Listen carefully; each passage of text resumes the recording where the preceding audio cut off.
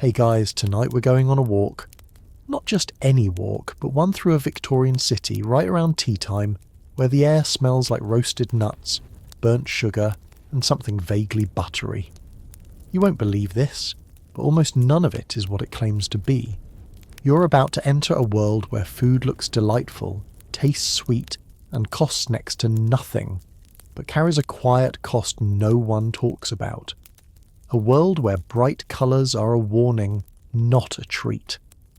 Where the most inviting loaf of bread might contain a pinch of powdered stone, and where millions of people built their lives, their bodies, and their memories out of food that wasn't quite real.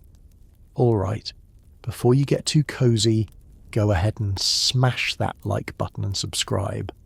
But only if your heart says yes. And hey, tell me in the comments where you're listening from, and what time it is for you. Always curious who's out there in the world. Dim the lights, get that fan going for some background vibes, and let's chill into tonight's little adventure. You begin in the best possible place for a curious wanderer, right on the cobblestone edge of a Victorian street market. It's early evening. The sun's golden but fading fast. Oil lamps are being lit one by one, shop by shop. The smoke from coal stoves curls lazily through the alleys, and the scent of warm pastry clings to the air like velvet. A cheerful clatter surrounds you. The shuffle of boots, the ringing of coins, the occasional bark of a dog. Vendors call out like stage actors. One's waving sugared almonds in paper cones. Another is selling strips of candied orange peel, glittering under a gas lamp. On your left, someone is frying something you can't quite identify, but the smell is oddly delicious. It feels festive, the kind of place where you'd treat yourself to something small, just a sweet to pass the hour. You approach a stall where children are clustered like moths. Their eyes light up at the trays of bright pink and lemon yellow cubes stacked in neat rows. Some are wrapped in wax paper, others are just out in the open, catching every bit of light. They're called conversation lozenges, though the only conversation happening now is the silent agreement between a coin and a handful of colour. You lean in. The vendor nods and snaps a bit off a larger block with a small chisel, placing it delicately in a twist of paper. It's heavy. You pop a tiny bit on your tongue, and it's sweet. Almost too sweet. But there's a powdery aftertaste that clings to your teeth. The thing is, there's hardly any sugar in it. That pink hue, most likely made with red lead or cochineal, depending on the vendor's ethics or budget. The chalky mouthfeel. That's because a lot of these sweets were padded out with finely ground plaster of Paris, also known as calcium sulfate. Perfect for making walls, not great for teeth, and the flavouring, possibly something called essence of pear drops, a chemical blend that smells like childhood and tastes like headaches if overdone. But here's the trick. You wouldn't know, not if you were living here, not if you grew up like this. Because this isn't a treat, it's food. This is dinner to some, a lunch substitute for others. For the price of a halfpenny you get calories and something that feels like joy. That's what makes it so clever. You don't need to hide poison when it comes in the form of pink sherbet or striped barley sugar. You just need to make it taste close enough. You hear a soft snap behind you. Someone else just bit into a sugar wafer. A little girl nearby tugs at her brother's sleeve and holds up a marshmallow twist the size of her hand. It's not the food itself that's shocking, it's how normal it all feels.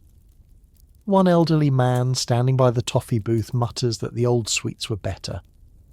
You used to know your mint from your lemon, he grumbles. Now everything tastes like perfume and coal dust. You glance at the toffee in his hand, glistening unnaturally.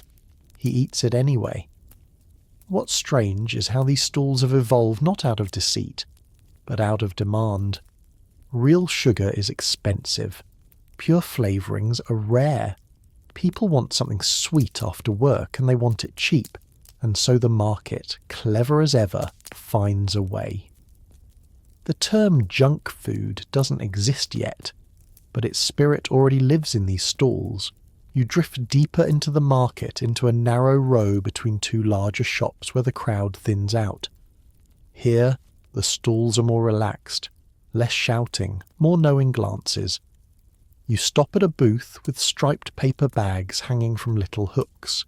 The sign says fruit drops, but the vendor offers no description, just a smile and a scoop. Inside the bags you see perfectly round, brightly coloured globes that shimmer like stained glass. They look like hard candy, but smoother. The vendor says they'll soothe the throat, help with a dry tickle, and taste just like apple or raspberry. The colour's vivid, bordering on neon. But you know the secret already. These drops are rarely made with fruit. More often, it's flavouring oil mixed with boiled sugar, or something resembling sugar, then dusted with powdered minerals to prevent sticking. Apple green comes from verdigris, a copper salt.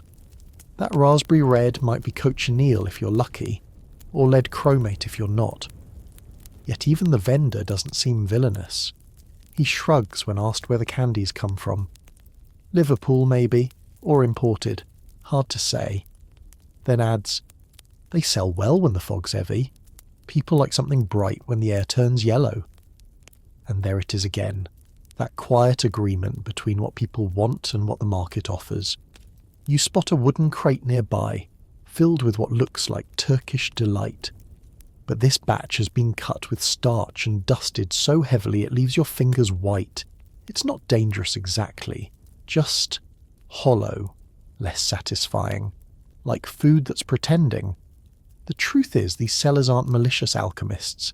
They're business people, working within the narrow margins of a population hungry for cheap comfort. Sugar was once the most precious cargo on earth. But now, in this moment, in this market, it's the illusion of sugar that sells best. And people aren't stupid. They know the difference.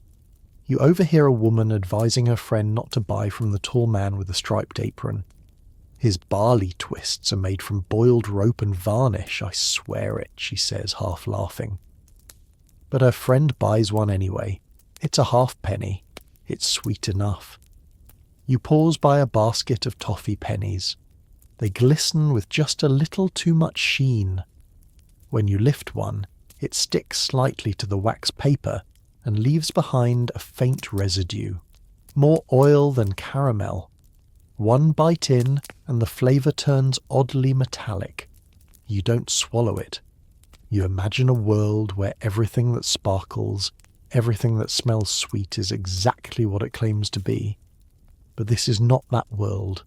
This is the world where most people are getting by with whatever will hold them until the next shift, the next paycheck, the next morning. And so you stand still for a moment. Watch the children laughing, sticky-fingered and wild with energy. Watch the vendors weighing sugar mice on chip scales.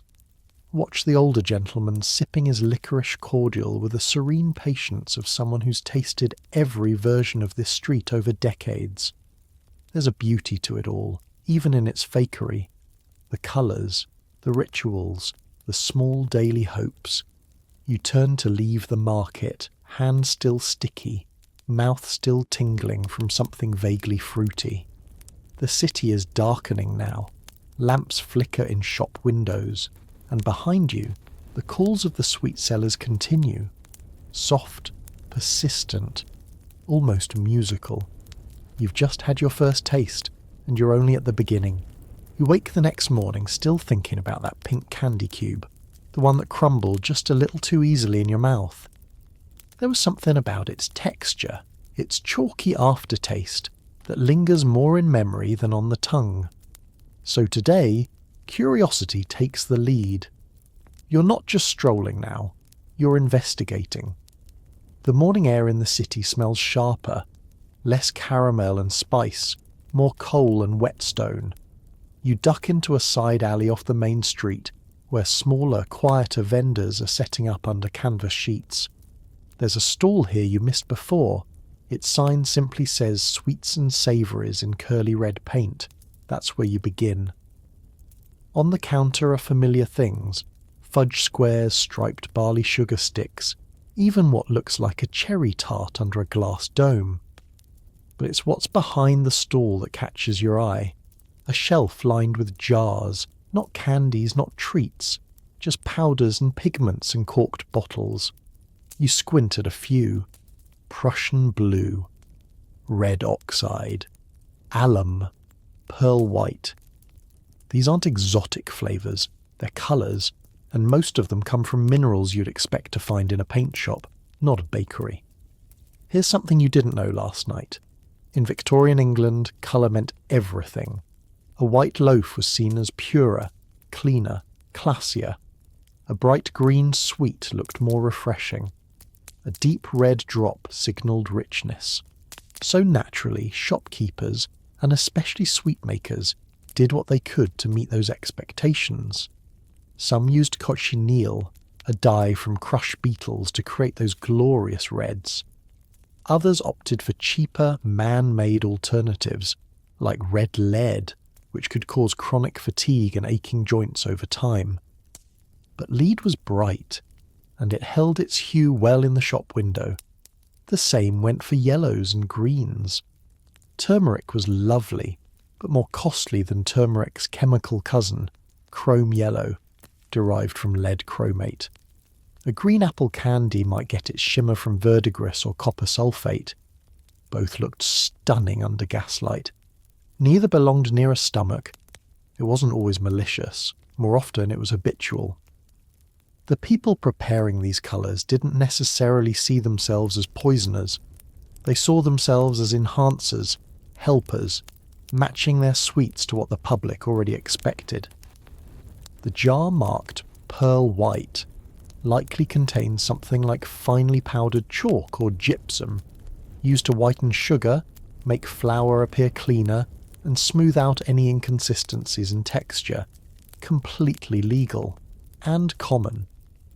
You touch the corner of a wrapped toffee and your fingers come away with a faint dust. Harmless? Maybe.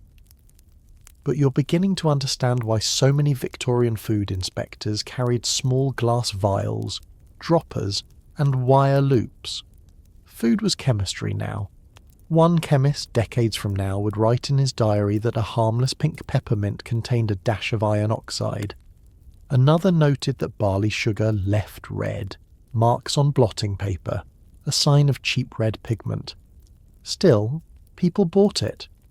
They like the consistency, the colour, the idea that their sweets could look as dazzling as anything in a Parisian boutique. Even when a few sceptical journalists tried to warn readers about sugar stone or chalk fondant, they were met with shrugs. As one market-goer quipped, well, it's still better than eating nothing. So the powders stayed, the colours deepened, and people learned to associate brightness with quality, without asking too many questions. You turn back to the jars one last time. There's one more label that stands out, handwritten in shaky ink. S, almond, artificial. You hold it to the light. It smells sharp, clean, almost too perfect. That's benzaldehyde, often synthesized from coal tar. Delicious, yes. But the real almonds never showed up. You leave the stall with your mind full of colours that don't quite belong in food, and yet here they are, baked and boiled into every street corner delight. The cheerful pinks and yellows still twinkle from windows as you walk, but now they feel like costumes, clever disguises meant to reassure the eye, not the body. Further along you stop at a cart selling sugar plums, though they don't contain plums or any fruit at all. They're hard as stones, coated in powder and oddly shiny. The man tending the cart is rolling them in a wide tin bowl filled with something that looks suspiciously like powdered sugar, but given what you now know, it might be flour, starch, or even powdered alabaster. You ask him where he gets the coating, and he grins. A little of this, a little of that, he says, and gestures vaguely to a burlap sack at his feet. You don't press. There's a certain charm to the ambiguity. a Victorian shrug that seems to say, "Don't ask, and you won't worry." The conversation shifts to competition. The vendor confesses that he can't afford pure ingredients. "If I did it proper," he says, "I'd be out of business before the week's up. Customers want colour, texture, sweetness, all for less than a farthing." His voice isn't bitter, just tired. "So we do what we can." You nod. "It's not just the food that's stretched thin, it's everyone." As you continue down the lane, you pass a window display filled with marzipan fruits. They're miniature masterpieces, pears, apples, cherries, all moulded with loving precision. But the almond base has likely been swapped out for beans or breadcrumbs, mixed with artificial flavouring. A small price to keep them affordable. The illusion is more important than the ingredients, and it's not just sweets. Even the vinegar in the corner shop might be laced with sulfuric acid for extra sharpness. Even the mustard could be cut with turmeric, flour, or powdered bones. The trick, always, is appearance. Victorians lived in a visual world, a world of public performance, of sharp contrasts, of elegant shop fronts hiding modest realities, and food followed suit. Dazzle first, digest later. You pass a sweet shop on the corner that you'd have adored yesterday. Glass jars, twisted candies, even a toffee hammer for breaking up slabs on the counter. The woman inside hums softly while wrapping caramels. You step in and browse. The caramels are golden and soft. They stick gently to the paper as she folds them. They smell of vanilla, but again, the kind of vanilla that arrives not from pods, but from phenol-based essences derived from wood pulp or clove oil. The price is good. The flavour? Probably familiar, even comforting. You think back to a curious note from one of the few chemists who tried to catalogue the additives in Victorian treats.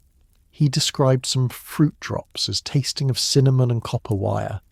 Another commented that a batch of white peppermint smelled faintly like a matchbox.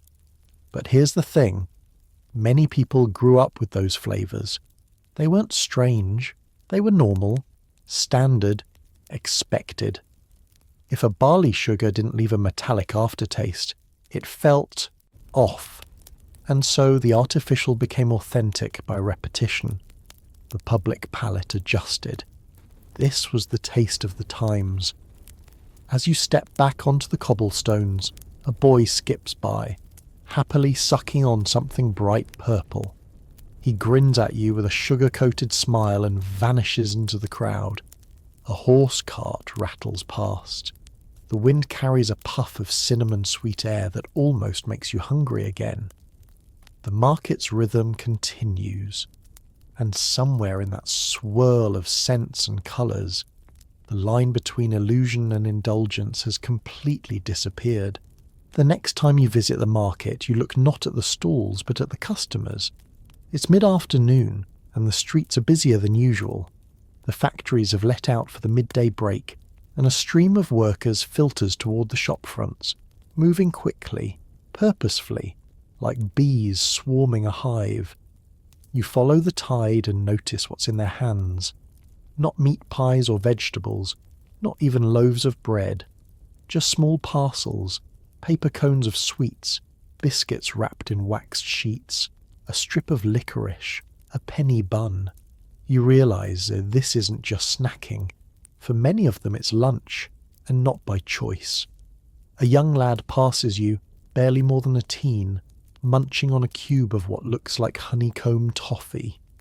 His clothes are soot-streaked, his hair pressed flat by a cap. He doesn't stop walking, doesn't look up, just eats as he goes, with the same rhythm you might chew gum. A woman with an apron tucked over her coat clutches a tin of treacle pastilles, picking at them absent-mindedly as she weaves through the crowd. She glances at the clock tower. 10 minutes left, maybe. Then it's back to the line, back to the machines. You stand outside a bakery and watch a crowd press forward, not for loaves, but for scraps. Thin slices of sweetened bread, day-old jam tarts, whatever's cheapest. The sign says, factory specials. There's no shame in it. It's just routine. That's the thing. Industrialization didn't just change how food was made. It changed when and why it was eaten. A full meal with vegetables and protein wasn't possible on a 10-minute break and a 10-penny wage. But a fistful of sugar buttons that you could afford, that you could carry, it became normal to live on things that looked like food, felt like food, but didn't nourish in any real way. A biscuit here, a sweet there, a hard toffee for energy, a bun for bulk. The stomach got something to work with. The body kept moving. That was enough.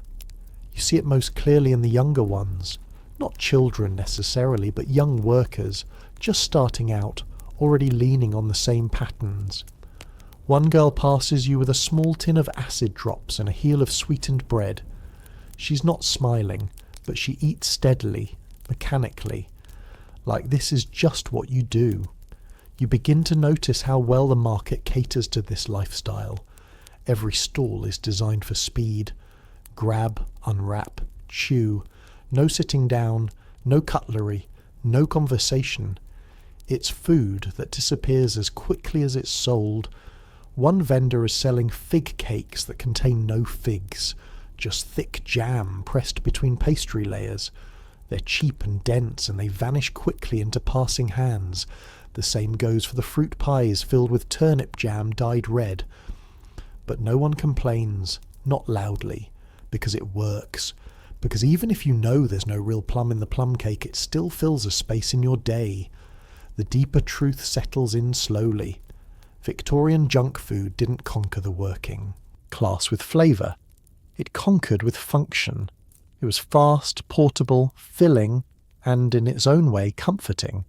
It was food that fit between the cracks of labour and time, and it was everywhere. You step into a small corner shop tucked beneath a row of smoke-stained flats. It's quieter here, and the shelves are lined with neatly stacked tins and paper-wrapped parcels.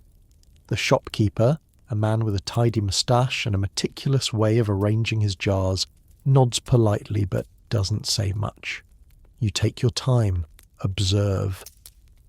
There are biscuits shaped like buttons, each one hard enough to survive weeks on a shelf. Jars of fruit confections line the top row, though the labels list barely a whisper of real fruit. There's something called cocoa slabs stacked like bricks, sweet, dusty, and vaguely chocolatey, though it's hard to say what's actually inside. A small sign near the till catches your eye. Meal tabs, a treat between work. You lift the tin. It rattles like pills. That's when you realise food is being redesigned, not just in appearance or cost, but in purpose. In this little shop, everything is compact, preserved, engineered to disappear into a pocket, a pail, or a long day on the job. It makes sense. As factories replaced farms and shop floors replaced kitchens, food had to become faster, smaller, and less fussy. Gone were the hours to cook a stew or bake a pie. In their place, sugar cakes, sweet buns, condensed milk, and dry biscuit rations. And this transformation wasn't just about physical hunger. It touched emotional cravings too.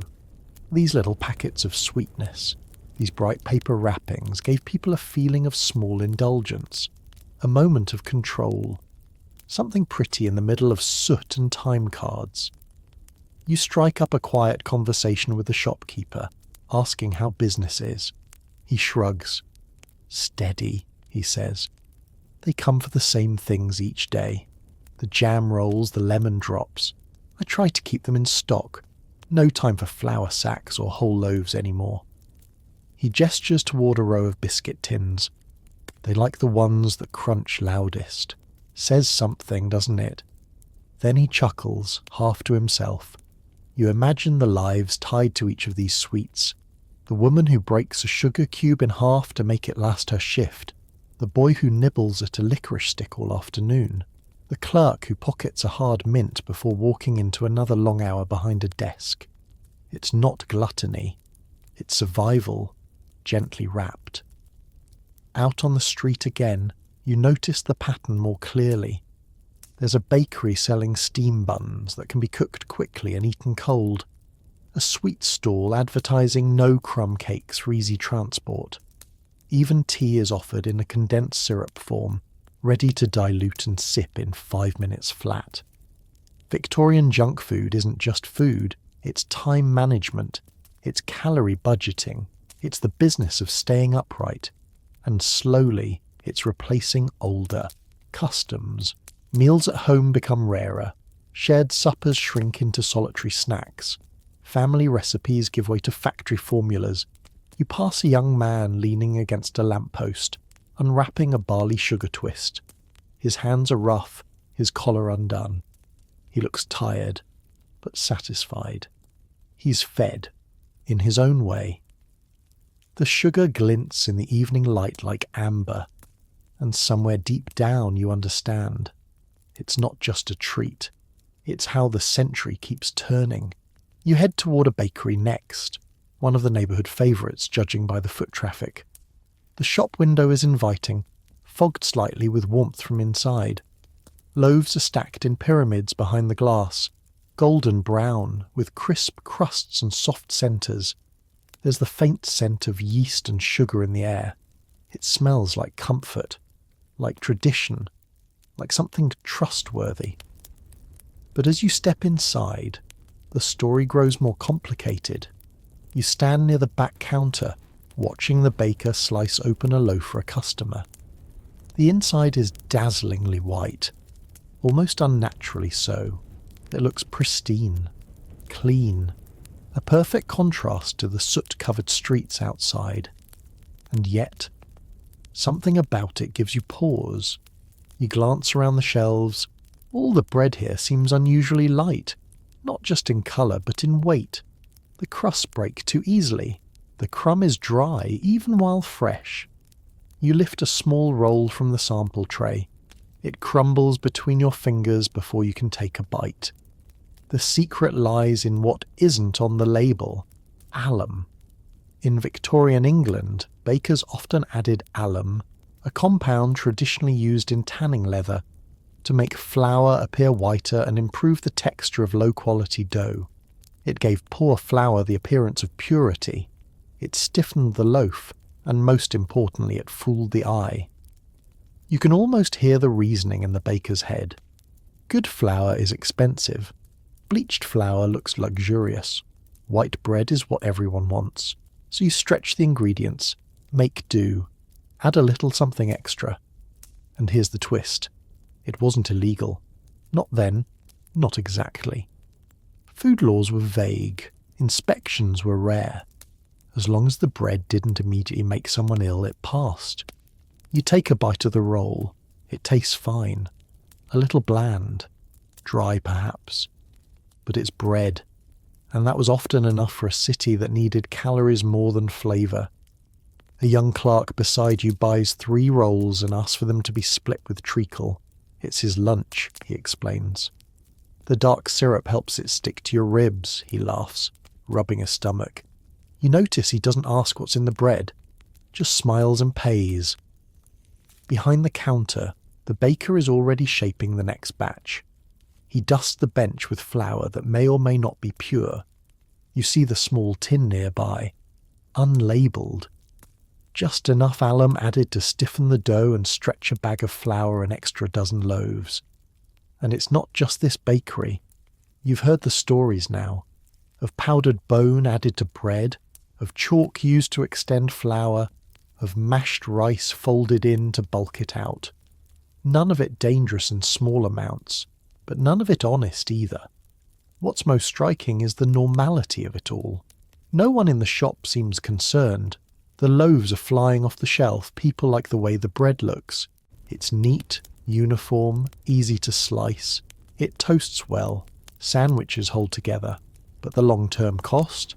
That's harder to see. Digestion grows sluggish. Stomachs ache more often. People blame the damp air, the stress, the factory hours. They rarely blame the loaf on the table. Because how could something so pure-looking be at fault? You step behind the bakery now, not into a sinister dungeon of corruption, but into a space that looks surprisingly ordinary. The workbench is worn smooth from years of use. Sacks of flour lean against the wall, some tied with twine, some half open. A few are labelled clearly, others not at all. Tin canisters sit on a shelf, their contents unknown to the untrained eye. You see the baker again, now rolling dough with mechanical precision. He works fast, there's no time for fuss. One arm moves like a lever, the other dusts the bench just enough to keep things moving. This is not the bread of art or craft, this is bread of necessity. And next to the dough sits a little tin box, no label, just smudged fingerprints on the lid. He opens it, pinches a small amount of pale powder between his fingers and works it into the mix. Alum. He isn't hiding it. He isn't cackling like a villain in a penny dreadful. It's just another ingredient like salt or yeast. One of the tricks of the trade. You recall a parliamentary report from years later that would reveal how widespread the practice had become. Bakers using substances like alum, chalk, or even powdered Derbyshire stone, not to poison, but to preserve their profits and meet rising demand. It wasn't fraud in their eyes, it was adaptation. A delivery boy arrives at the back door to collect 2 baskets of rolls. Hospice order, he mumbles. You glance at the paper, 50 buns, 30 slices, all destined for a small institution down the lane. Charity bread, stretched just a little thinner perhaps, but still warm, still delivered. The baker sighs. Good work, that is, he says, folding his arms. Better than wasting it. You nod. There's something in his voice, resignation perhaps, or quiet pride. He isn't blind to the compromises, but he's feeding dozens of people each day. What matters more, purity or possibility? Outside again, the street is bustling. Shoppers carry loaves under their arms. A mother tears a roll in half and hands it to her daughter as they walk. No one talks about additives or compounds. They talk about prices, about softness, about whether the crust is crisp enough. This is what happens when hunger and appearance collide. People choose what looks good. Bakers provide what sells, and slowly, expectations shift. A new sign is being painted over a nearby shop. Pure bread, no additives. A bold claim, likely true, likely expensive, and likely ignored by most passers-by. Because it's not the truth that sells, it's the look, the feel, the price. As you wander further down the road, you spot a discarded crust near the curb, a neat bite mark in the edge. The inside is pale and dry, not mouldy, just abandoned. And in that small, overlooked piece of bread you see it, clearly, how even food can become background noise, something so ordinary it's invisible, something so altered it's no longer questioned. You walk on, past the pastry stalls, past the window displays, past the bakers who shape illusion into nourishment, and somewhere in the city, another batch of alum-laced loaves rises in a warm oven, ready to greet a world that stopped asking what bread is supposed to be. This time you're drawn by smell. Not the fresh scent of bread or the burnt sugar tang of toffee, but something quieter, subtle, yeasty and warm. It leads you to another bakery, one that looks older than the rest, with soot on its windowsills and bricks darkened by years of coal smoke. You push the door open. The little bell jingles. Inside, the light is soft, dimmed by age-stained glass. Wooden shelves curve around the walls, holding loaves in waxed paper, round rolls in cloth-lined baskets, and small brown buns in neat rows. An older man, perhaps the owner, greets you with a nod. He doesn't speak much, but his hands move with calm authority as he arranges pastries and checks the oven. There's something slower about this place, more deliberate. You take in the loaves, darker than what you've seen elsewhere, not bleached, not puffed up with alum. These are denser, heavier, wholemeal, the kind of bread that reminds you of earth and grain, not plaster and polish. You point to a bun and ask what's in it. He shrugs and says, flour, salt, yeast, maybe a little milk if I've got it. He says it like a joke, but you believe him, and that's when he says something you won't forget. People don't want bread anymore. They want bread that looks like cake. It clicks. Victorian junk food didn't start with candy. It began with the idea that food should be a kind of performance. White meant clean, tall meant rich, soft meant fresh. And so the humble loaf had to transform. Dark flour was seen as poor. Dense bread was rustic. What people craved was perfection. Pure white interiors, golden crusts, and feather-light texture. That's why a loom became so popular. It made even the roughest flour look refined. Bakers could cut corners and still sell loaves that looked premium. But alum isn't just a flour brightener, it affects digestion. Too much, over time, could cause stomach irritation, constipation and internal dryness. Nothing dramatic, nothing that sent you to the hospital. Just the kind of discomfort that became so routine, you stopped noticing. You sit down on a wooden bench near the oven and take a bite of the old man's roll. It's hearty, chewy. There's a faint sweetness from the grain. No metallic tang, no chalky aftertaste. It fills you slowly, quietly, like real food does. He watches you, arms folded. Most people pass me by now, he says. They want fluff. I give them heft. He's not bitter, just steady. A craftsman in a city that's forgotten the craft. As you leave the shop, roll in hand, the sky's turning grey. Smoke hangs in the air. You pass another bakery, this one glossier. Gold signage, bright windows, clean uniforms. A queue curls out the door. Inside, the shelves gleam with white loaves, lined like soldiers, identical in size and weight. It's all beautiful, impressive, and hollow. You think back to the quiet baker, kneading real dough behind a dusty window, and you wonder how long his kind will last. You continue down the street with that roll still warm in your coat pocket, and your thoughts still wrapped around what he said. They want bread that looks like cake.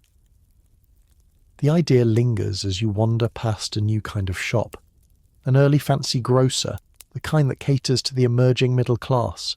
Its windows are sparkling, its shelves are tidy. Inside, a young woman behind the counter is artfully arranging packages of bread wrapped in branded paper. Each loaf looks pristine. Each label boasts words like refined, pure or extra fine. No mention of what's actually in the flour, just the illusion of quality. You watch as a customer steps in, collar neatly pressed, gloves spotless, and orders a loaf without hesitation.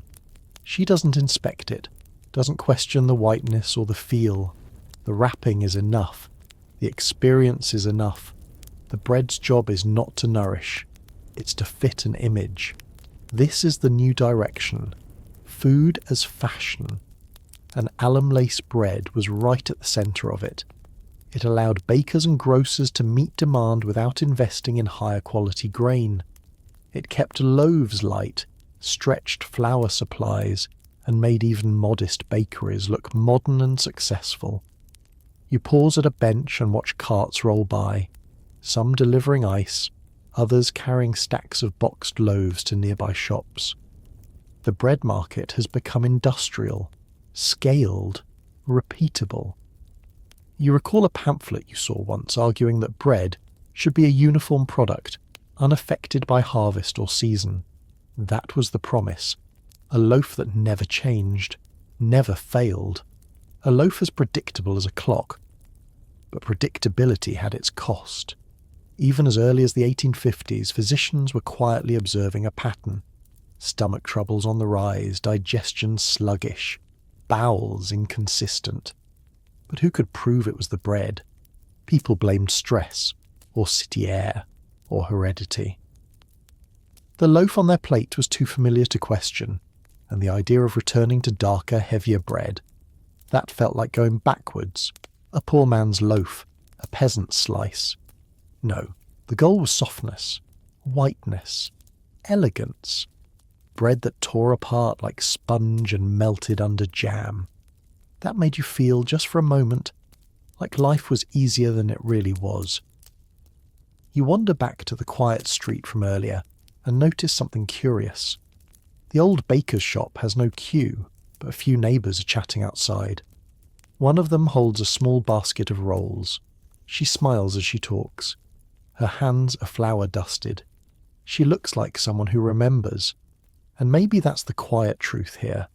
Not everyone bought into the illusion. Some still valued weight, density, realness. Not because it made them nostalgic, but because it made them full. Because food, at its best, wasn't about status or colour or texture. It was about comfort that stayed with you. As you walk home, the streets blur together, but the taste of that heavy roll stays on your tongue. Simple, honest, imperfect, real, and in a city of hollow loaves and powdered promises that might be the rarest flavour of all. By now, you've learned to look twice at every bite. So when you come across a milk cart parked near a row of terrace houses, you pause, not just to watch, but to observe. The cart is wooden, painted pale blue, and hitched to a sleepy-eyed horse. Metal canisters gleam faintly in the morning light, each with a dent or two from years of travel. A lad with sleeves rolled up is ladling milk into pitchers for the queue of women and children. Seems simple enough. Milk, pure and familiar. Surely that's safe. But as you linger, you notice something odd. The milk isn't cold, nor is it warm. It's tepid, somewhere in between. There's no sign of ice, no cooling cloths, no rush to keep it chilled. And when the boy hands over a pitcher, the liquid moves just a little too thinly. Not creamy, not rich, just watery. You recall something someone once said in a crowded market. There's more river than cow in that milk. At the time, it made you laugh. Now, it lands differently. Milk in the Victorian city was one of the most quietly manipulated products on the market. It was easy to tamper with and hard to verify. Watering it down became routine. A little chalk helped keep it white. A touch of starch thickened it back up. If it turned sour too quickly, no matter. A bit of borax or baking soda would refresh it again. No one could trace the journey from cow to cup. Milk often travelled miles from country farms, jolting over bumpy roads, sitting in uncovered cans, absorbing heat, dust, and fumes. By the time it reached the city, it had aged fast, and the vendors had learned to give it a facelift. You watch a woman lift her pitcher to the light. She frowns, then shrugs. It's probably good enough for tea, and that's what it came down to. Good enough. If it didn't smell sour, if it didn't curdle immediately, it passed. But you also know that certain stomach troubles, nagging ones, lingering ones, often started in the teacup, not the tavern. You edge closer and see the boy rinsing out a canister with water from a bucket. The rag he uses has seen better days. He hums softly, oblivious to the fact that his casual wipe is undoing the illusion of cleanliness. The milk will still taste fine. The children will still drink it. But a question lingers. How much of this is nourishment, and how much is theatre? You remember reading that some early analysts found traces of lead in urban milk, not because it was added, but because the cans had poorly soldered seams, and over time, the milk absorbed what it touched. Other reports mention lime from the washing buckets, or tin from the ladles, or even copper residue. But testing was rare, standards were looser, and most people had no way of knowing. You bought milk the same way you bought trust, from the same face, on the same corner, every morning. And still, People carried on. Because a cup of tea needed milk. Because porridge without cream felt poor. Because children expected a warm mug before school. And so, even as the milk grew thinner, paler and more mysterious, it never stopped being part of daily life. You follow the milk cart as it rolls on toward its next stop. Another narrow street with rows of tidy houses, flower pots in windows, and chimneys just starting to puff out the morning's first smoke. The cart halts again, and a new line forms. Different faces, same routine.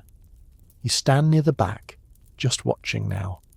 The boy dips his ladle, paws, nods, moves on. One woman hands him a farthing and whispers something about extra thick today.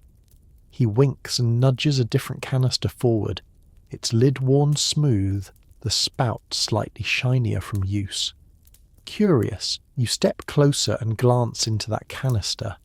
The milk here is thicker, creamier looking, richer in hue. But something's off. It's too uniform, too perfect. You suspect what's been added. In some parts of the city, milkmen had been known to blend in ground sugar, arrowroot, or gelatin, not for taste but for appearance. A slightly thickened texture made it seem fresher, more luxurious, especially in wealthier neighbourhoods. Sometimes they used a bit of animal fat, melted and skimmed across the top to mimic cream. It wasn't toxic, it wasn't scandalous, it was subtle. Deceptive only in the way it played to the eye, not the gut. But if you drank it every day, and most did, it accumulated. Not harm necessarily, but influence. Your palate adjusted, your expectations shifted. You started to believe milk should look like this, taste like this. And the real thing, fresh from a cow, that started to seem too rustic. You remember a detail from one inspector's notes, a rare visit to a farm outside the city. There the milk was kept cool with damp cloths, poured into clean ceramic jugs, and sold before noon. "Tastes grassy," one city dweller remarked during a test. Bit odd. Because real food began to feel foreign. You glance across the street and see a boy drinking straight from a tin mug, milk dribbling down his chin. He wipes it away, makes a face, and tosses the rest behind a gate. Maybe it had sat in the sun too long. Maybe the mixture curdled just slightly. Maybe that mug had yesterday's remnants still clinging to the inside. It happens. And yet, milk remained a cornerstone of the Victorian kitchen. Used in tea, custard, sauces, stews, it was hard to avoid. For many families, it was one of the only sources of fat and calcium in their daily diet. No one could afford to give it up, so vendors did what they could, extended its life, balanced the flavour, covered the changes with a little chalk here, a dash of soda there, all quiet tricks, nothing dramatic. By now, a soft drizzle has started to fall. The cart driver pulls a tarp across the canisters. You watch the droplets bead and roll down the oilskin. People keep queuing. No one seems to mind the rain. They just pull scarves tighter, nod to the boy, and head home with their little metal pitchers swinging gently at their sides. You don't follow this time. You stay a moment longer, listening to the soft splash of hoof steps and the clink of ladles against tin. Milk was supposed to be simple, but in this city, even simplicity had layers. It's later that same day when a new sound draws your attention, a slow bell ringing, accompanied by a sing-song voice calling out into the alleyways. "Ice cream! Fresh today." The voice is light, practiced, familiar. You follow it instinctively, weaving through the crowd until you find the source. A small handcart pushed by a man in a checkered apron and bowler hat rattles along the cobbles. Inside the cart, a tin basin set deep into a wooden frame, packed around with straw and dripping with melting ice. Atop the basin sits a metal tub covered with cloth. The man lifts the cloth just enough to reveal the pale, slightly shimmering surface of ice cream. He smiles and nods. vanilla, or lemon if you like a bit of zest. It's tempting. A penny per scoop. You pay and watch him scoop from the edge, thin, crisp, and firm. He wraps it in a scrap of wax paper, folds it into a cone and hands it over. It's cold, creamy, and just a little sour. Not unpleasant, just unexpected. You take a second bite. That's when you notice it, an almost musty flavour underneath the sweetness. The texture is off, grainier than it should be, and wet at the edges. You don't stop chewing. No one ever does. But something tells you this wasn't made in anyone's kitchen. And you'd be right. In Victorian cities, ice cream wasn't always what it seemed. It was rarely made with real cream. More often, it was a mixture of milk, sometimes fresh, sometimes not, sugar, starch, and flavouring, frozen quickly in a hand-cranked tub surrounded by melting ice. The ice itself, frequently gathered from rivers, lakes, or even stored from winter months under sawdust in underground pits. Cleanliness was more an aspiration than a guarantee, and while some vendors were careful, boiling the milk, sanitizing the tubs, others simply poured and froze. If the result held its shape and tasted sweet, it sold. A writer once described ice cream vendors as creatures of convenience, men who operated with speed and confidence, not recipes. Their tools were simple, their ingredients were whatever was at hand.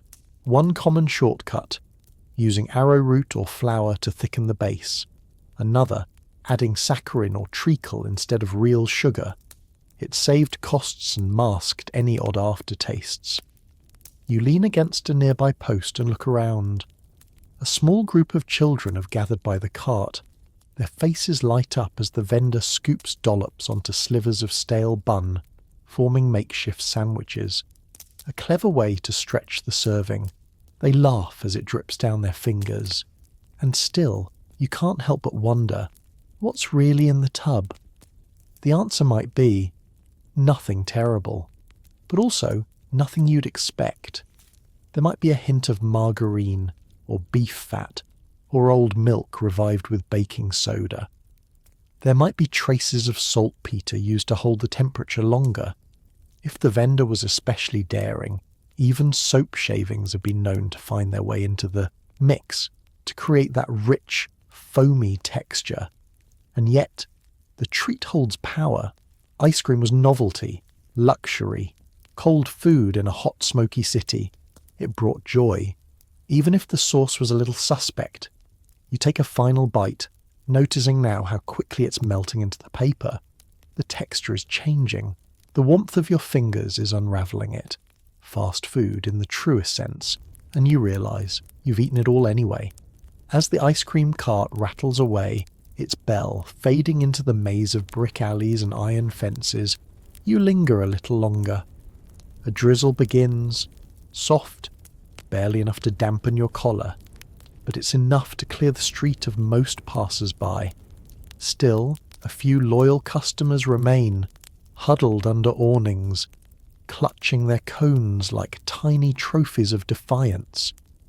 You toss the crumpled paper into a nearby bin and keep walking, your fingers sticky and your thoughts still tasting of vanilla that wasn't really vanilla. Around the next corner you find another frozen treat, a shallow tin chest nestled into the window of a sweet shop. Inside, little blocks of ices, rosewater, lemon, even pistachio, though it's unlikely they've ever seen a real nut, rest on trays of packed snow.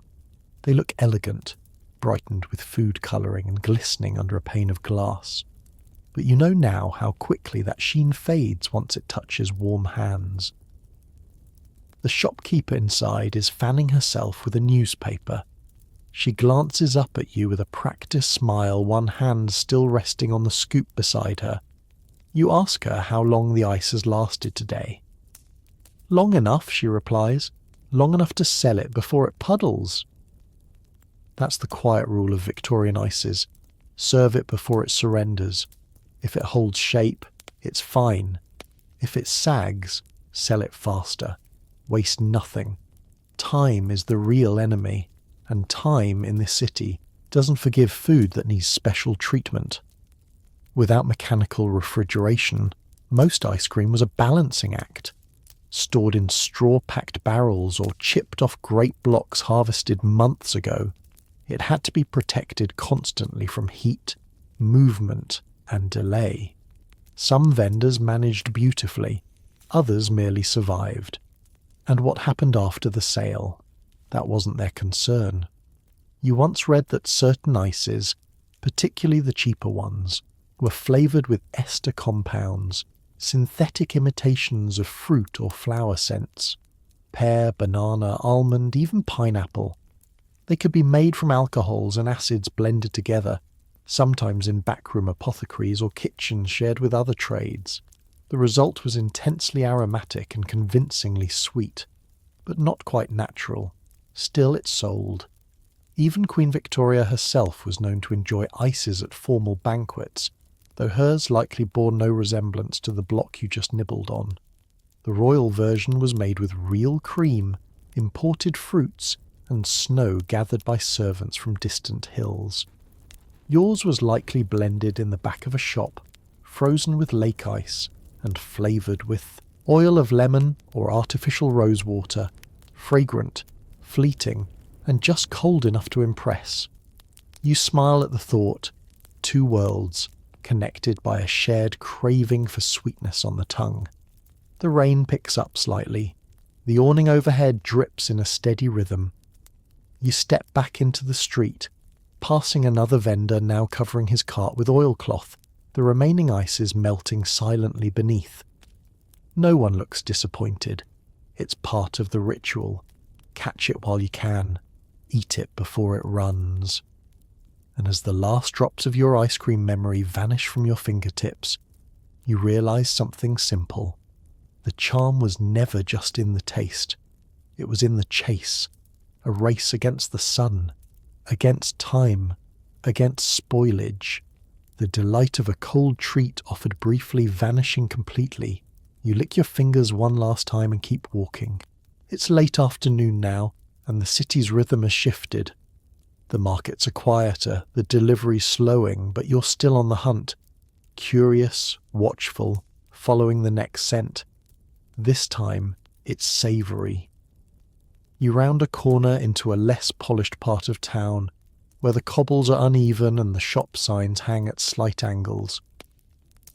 A narrow doorway with a swinging wood sign reads, "Fine meats and sausage," though the word fine may be working overtime. Inside, the shop is dim, lit by a single hanging gas lamp. The air smells of spice and something older, meaty, but not fresh. Behind the counter, a butcher in a stained apron wipes his hands on a cloth and gives you a nod that's more habit than welcome. Hanging in the glass cabinet are thick sausages, coils of them.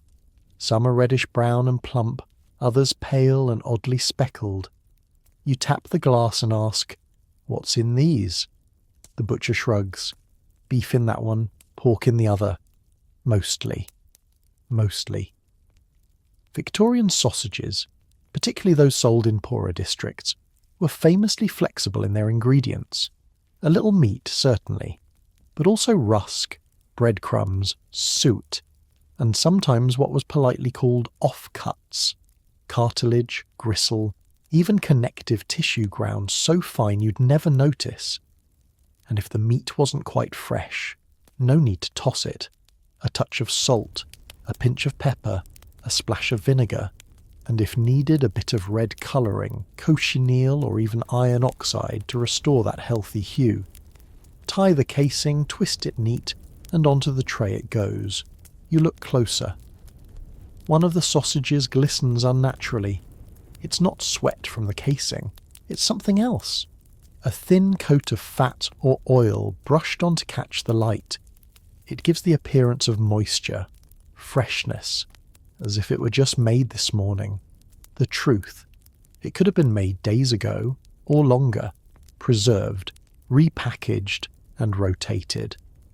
You recall one inspector's remark from years later, that some sausages contained more imagination than meat, and yet they were beloved. Filling, salty, and easy to cook.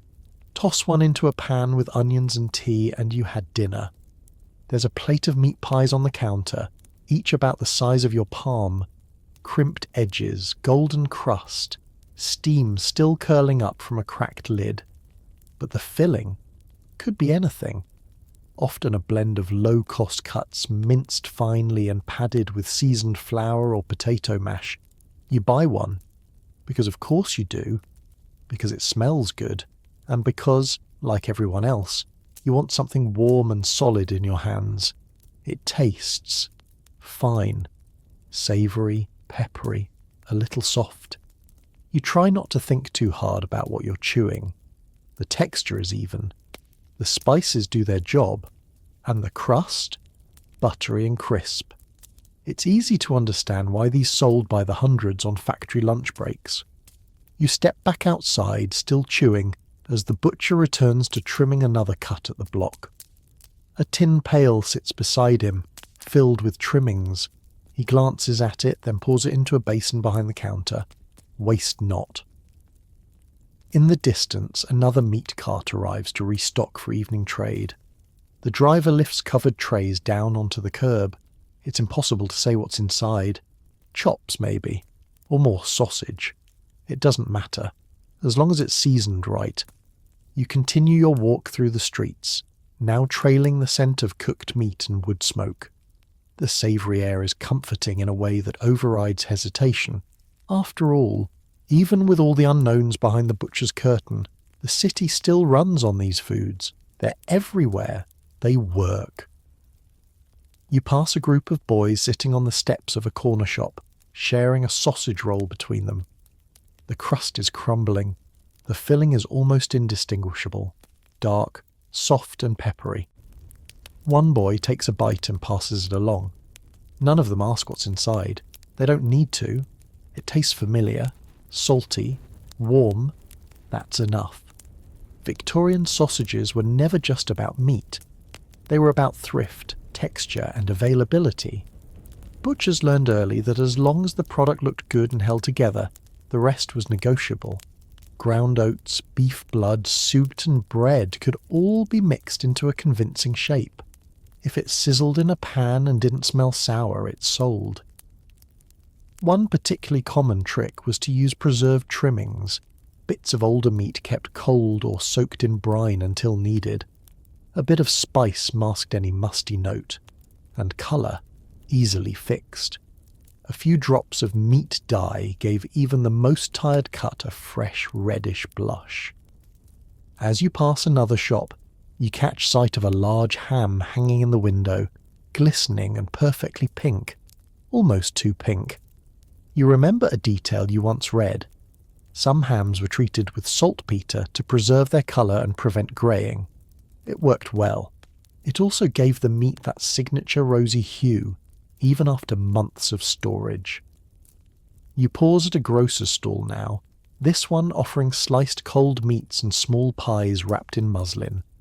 The man behind the counter offers you a sliver of tongue, lightly smoked, paper thin, and just barely salted. It's better than expected. Rich, with a metallic tang that lingers. He taps the jar beside him. Pickling brine, he says, keeps everything tight. And he's right. Pickling was the backbone of preservation in a world without reliable refrigeration. Tongue, beef, lamb, pork. They were brined in large barrels, sometimes for days, sometimes weeks. It kept them from spoiling, but also made the texture more forgiving. It allowed even lower quality cuts to become palatable. You take another bite, then another. It's easy to forget the questions once the flavours settle in. And that perhaps was the true brilliance of Victorian meat handling. Plausible comfort. With enough salt, enough vinegar, enough spice, any cut could become a delicacy. Food wasn't just sustenance, it was a performance. And each bite masked 100 decisions behind the counter. Butchers, grocers, pie sellers, they weren't villains. They were improvisers, artists of economy. Their trade relied on instincts. How far could a cut be stretched? How old was too old? Which seasoning saved the day? Back on the street, the air is cooling. Gas lamps flicker on one by one and smoke drifts gently from chimneys. You unwrap the last bite of your pie and savour it slowly. Whatever it was enough. Evening sets in gently, casting the rooftops in a warm, flickering amber. You walk now not as a customer, but as a quiet observer, retracing the path of what you've tasted, the powdered sugar candies, the alum bread, the whisper-thin milk, the glistening sausages. At first they seem like separate quirks of a bustling city, but slowly a larger picture begins to emerge. Victorian junk food wasn't just an accident of poor regulation or clever shopkeeping. It was designed to suit a new kind of world, one that moved faster, worked longer, and expected more from less. You find yourself in a busier district now, closer to the factories, where men and women pour out of tall brick buildings with iron frames and smoking stacks. Their pace is brisk. No one lingers. You follow them down the street to a cluster of food vendors who've just begun setting up their carts. Boiled puddings wrapped in cloth, tea cakes sold by the slice, meat paste sandwiches wrapped in newspaper. It's a miniature economy of convenience, and it's running like clockwork. You step beside a man sipping from a chipped mug. He offers you a grin and a piece of his currant loaf. You take it with a polite nod. It's dry, sweet, a little crumbly. He chews quickly, eyes darting to the clock tower. Just a few minutes before the next bell. That's when it clicks. This food, the sweets, the biscuits, the cheap pies, it wasn't just tolerated, it was essential. It fit into time. In a city where breaks were short and meals were mobile, the food had to cooperate. No room for roasts or stews, no cutlery, no sitting, no long chewing. Just calories in neat packages. A bun in one hand, a mug in the other, and back to work before the whistle blew. And so the very structure of the working day created the perfect environment for processed, padded, flavoured, dyed, and diluted food to thrive. It was portable, it was predictable, it was in its own way brilliant. You move toward a cart selling energy drops. They're small, hard, and brightly coloured. The vendor claims they keep the mind clear. You know better than to ask what's in them, but you also know why people come back for more. A woman next to you buys a half-dozen buns and tucks them into a cloth bag. You ask if they're for dinner. For the train, she says, and the boys, better than nothing. Better than nothing. It's a phrase you've heard more than once now. It's not an insult. It's an understanding. A quiet agreement between buyer and seller, city and citizen. No one expects perfection. Just something that fills the gap. You think back to what food meant before this era. How meals were once places of pause, conversation, reflection. But in this new world, meals have become motion. They've been distilled into quick, chewable moments scattered between hours of labour. And the system? It loves this. Because people who eat quickly work quickly. People who don't stop to cook don't stop at all. The city moves forward, the factory hums, the clock hands turn, and somewhere beneath it all, a boiled sweet melts quietly on the tongue. The crowd around you begins to thin as the last bell rings, and workers disappear into pubs, boarding houses, or long walks home. You pause at the edge of the square and notice something else. How neatly all of this food fits into the rhythm of an empire. Britain, after all, wasn't just expanding overseas, it was expanding its appetite. Ships brought sugar from the Caribbean, tea from India, spices from Ceylon, tinned meats from Australia. A global pantry flowed through the ports of London, Liverpool and Bristol. But by the time it reached the average Londoner's hand, it had been stretched, cut, flavoured, and transformed into something that fit the local pace and the local pocket. You glance at a tin of jam in a shop window. The label shows strawberries, but the ingredient list is short on fruit. In fact, there's a growing art of fruitless jam, made with beet syrup, pectin, colorants, and just a whisper of real berry. Sometimes turnip or apple pulp, dyed red and thickened with gum arabic, stands in convincingly. It spreads like jam. It smells like jam. For most, that's enough. You stop into a general store, watching as clerks pack orders, condensed milk tins with foreign stamps, blocks of cocoa substitute wrapped in wax paper, tea bricks from halfway around the world. But these aren't delicacies.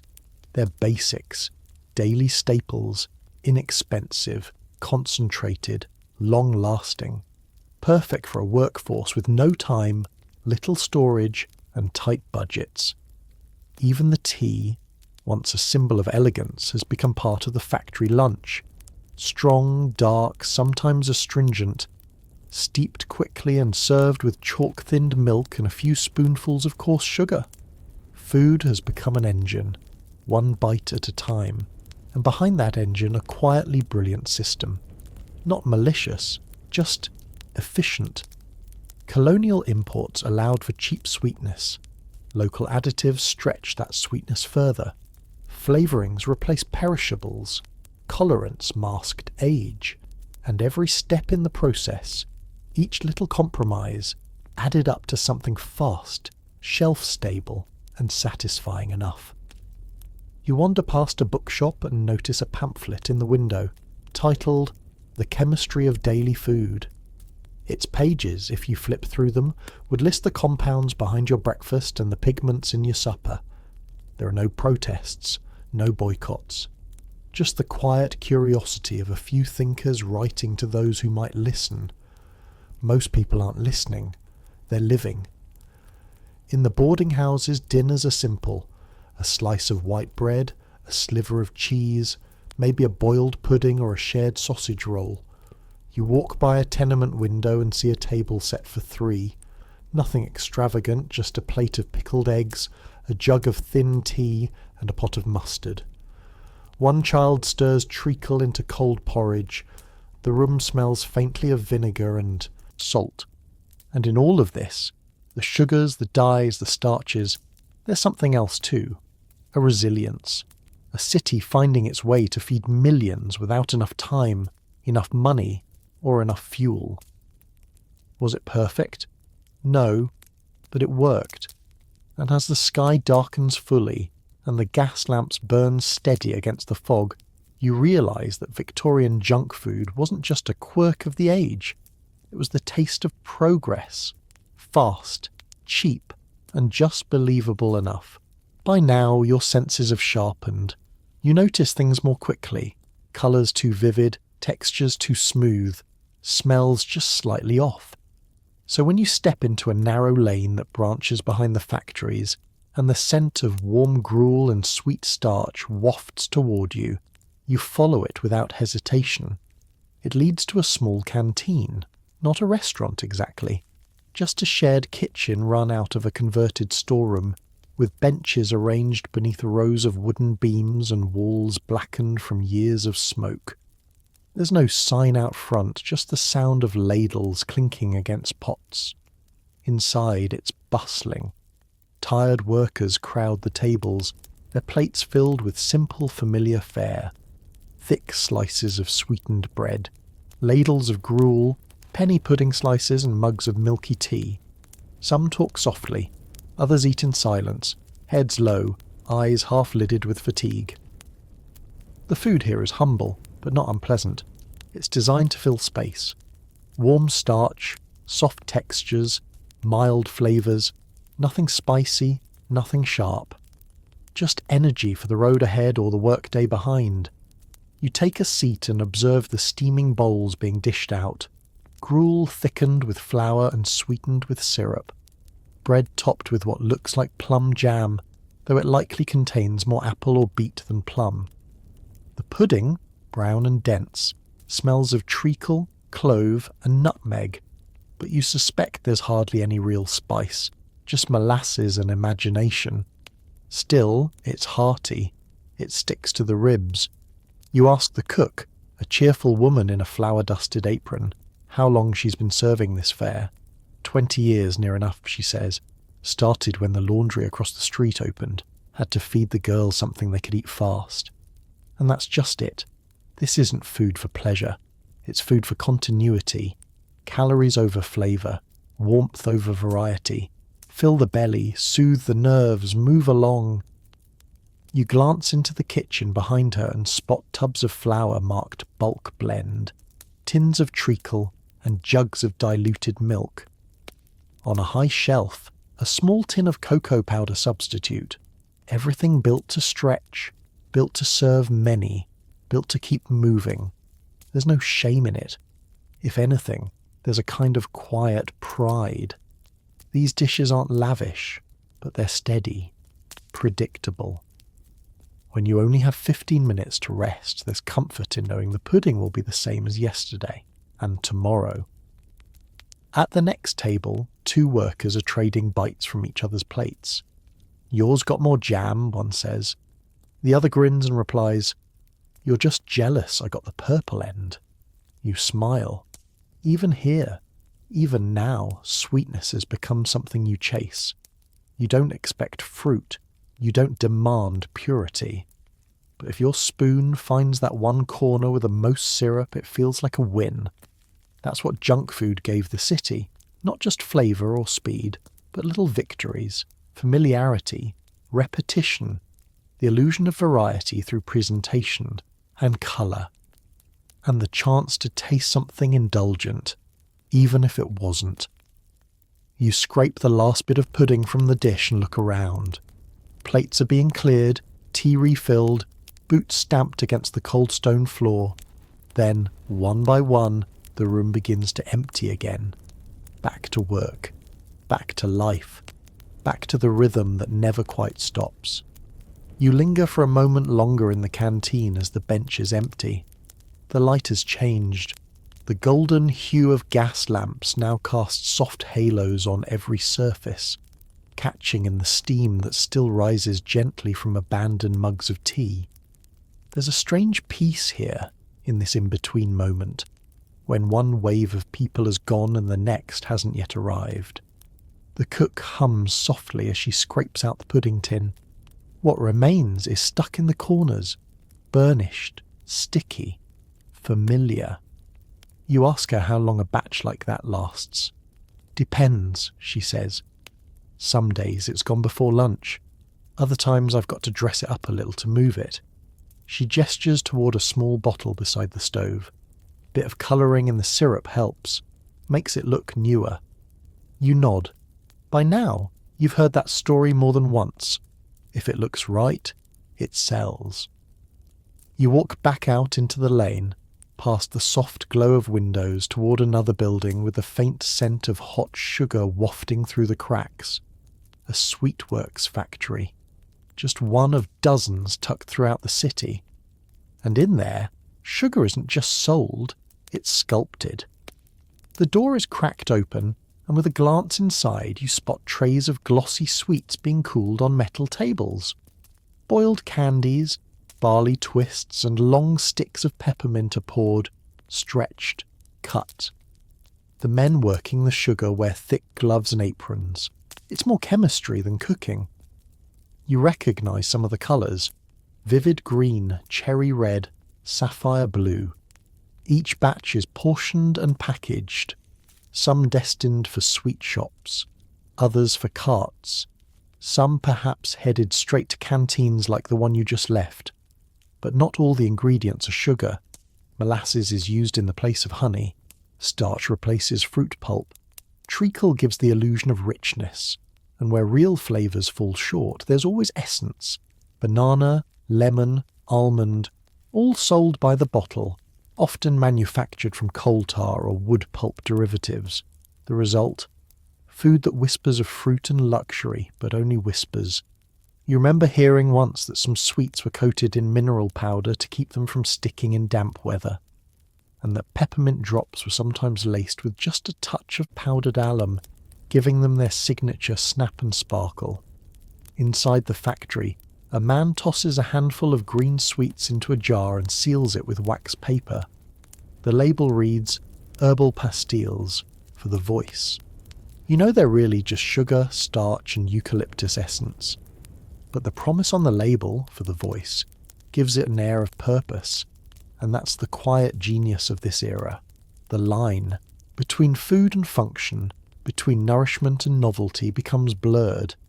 You walk a bit farther, past a shop selling biscuits in tins stamped with names like Victory Mix and Empire Digestives. The packaging is bold. The contents? Simple. Flour, sugar, baking soda, and a touch of lard or margarine. Durable, dry, dependable. Sweet enough to be a treat. Stable enough to be rationed. You pass one last window before the fog settles in. A bakery display, this time with sugared buns so identical they might have been poured from a mould. You wonder how many hands touched them, how many hours they sat in warm trays, how much of them is sweet memory, and how much is soft illusion. Then you hear a whistle echo down the block. The factory's call again, and in pockets and pails, on napkins and trays, thousands of small, sweet, slightly artificial comforts head back inside.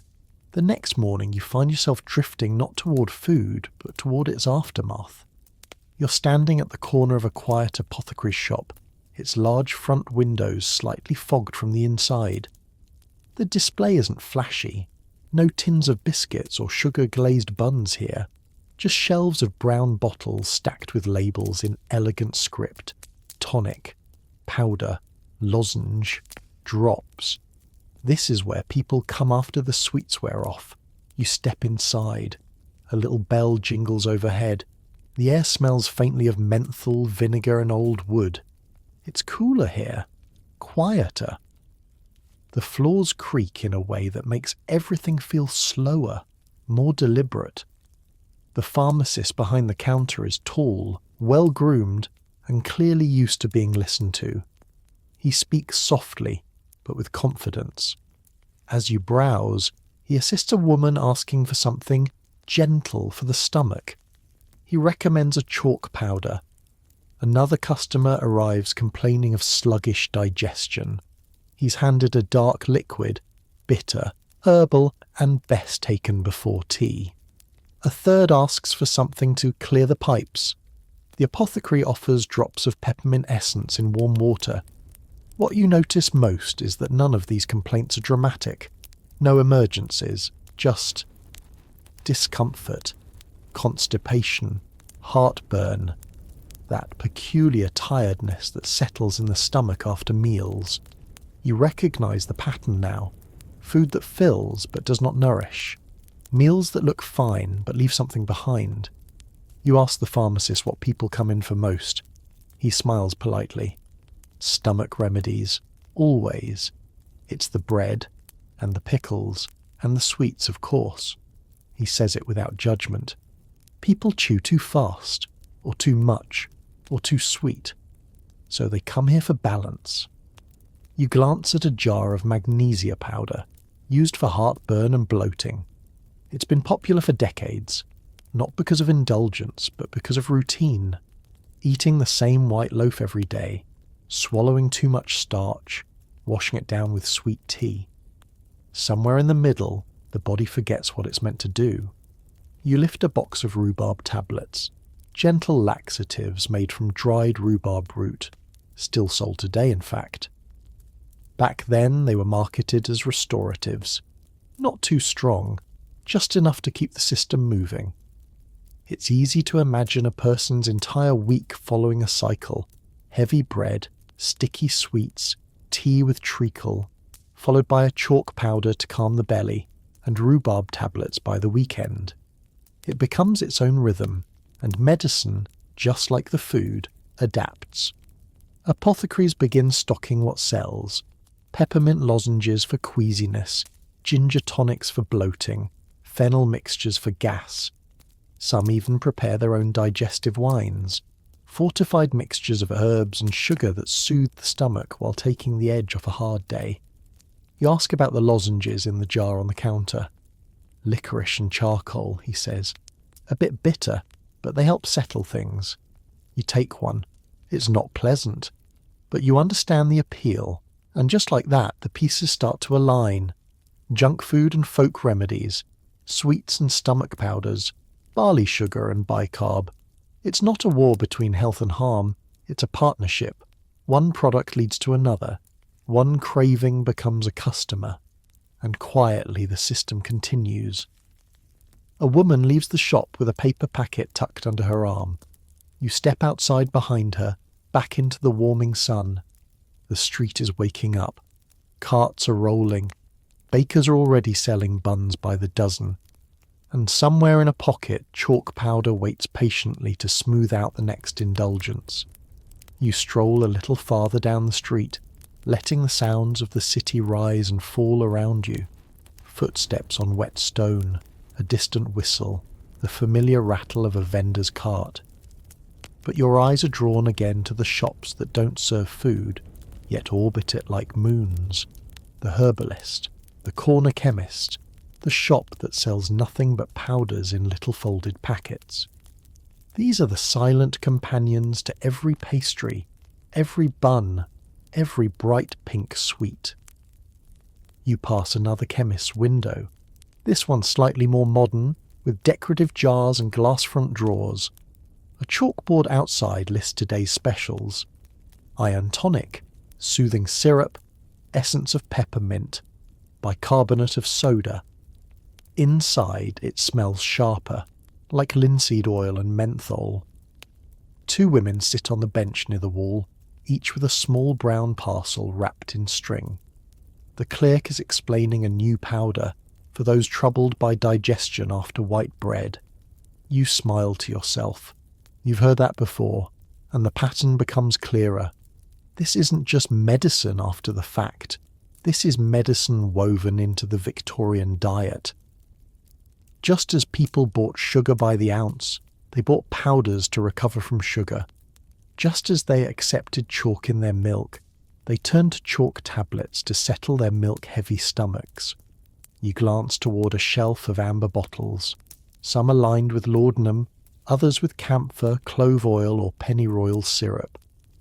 While some are strong, most are mild, soothing, familiar. The kind of things a household would keep in a tin beside the tea. The clerk offers you a sample of digestive pastilles. They're dark, minty, with a slight sting of anise. You take one. It numbs your tongue slightly, but leaves behind a sweet, smoky aftertaste. Not bad. Most people take one after meals, she says, especially after the market's cakes. You think back to the rows of colourful sweets, the toffees wrapped in wax paper, the jam tarts lined up like little jewels. Each one had its shadow waiting here, in the form of a powder, a drop, or a gentle lozenge. And it wasn't just for relief. There was comfort in the cycle. Victorian life didn't demand perfect health.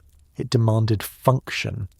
So if your stomach ached after lunch, you didn't complain. You took something. If your appetite faltered after weeks of thin milk and dense buns, you stirred up an iron tonic and moved along. One inspector's notes from the 1870s mention that the most common prescription in certain neighbourhoods was simply restorative mixture, a vague blend of herbs and sugar syrup meant to correct the excesses of daily food. It was taken seriously, but also quietly. Outside again, you spot a boy carrying home a loaf in one hand and a small wrapped package from the chemist in the other. Likely a bit of peppermint powder, or chalk, or something to help his father sleep after supper. And somehow, it all feels balanced. A system, imperfect, but complete. Junk food gave people joy. Medicine gave them permission to enjoy it again tomorrow. The city didn't treat them as two different worlds. They were a pair, a rhythm, a partnership. You glance back at the chemist's window as the light fades behind the glass. A sweet for the tongue, a powder for the gut, and life goes on. It's the next morning when you spot something different. Down a quieter street, Not far from the market square, but tucked behind a row of bookbinders and bootmakers, you find a modest little storefront with a freshly painted sign. Chemical food testing. Inquiries. Welcome. You pause. It doesn't look like much. A single display window, a table stacked with folded pamphlets, and a glass case filled not with food, but with samples.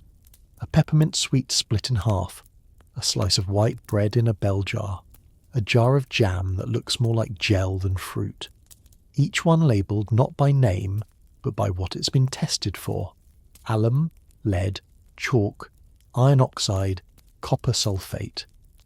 You step inside. The room smells faintly of vinegar and paper. Behind the counter stands a man with rounded spectacles and ink on his cuffs. He doesn't look like a grocer or a doctor. He looks like someone who asks too many questions and writes everything down. Curious, he asks, with the faint smile of someone who knows that most visitors arrive with doubt and leave with concern. You nod.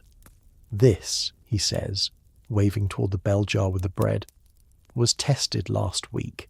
6 different bakers, everyone with alum, 3 with powdered chalk, 1 with a touch of ground rice flour to keep it dry.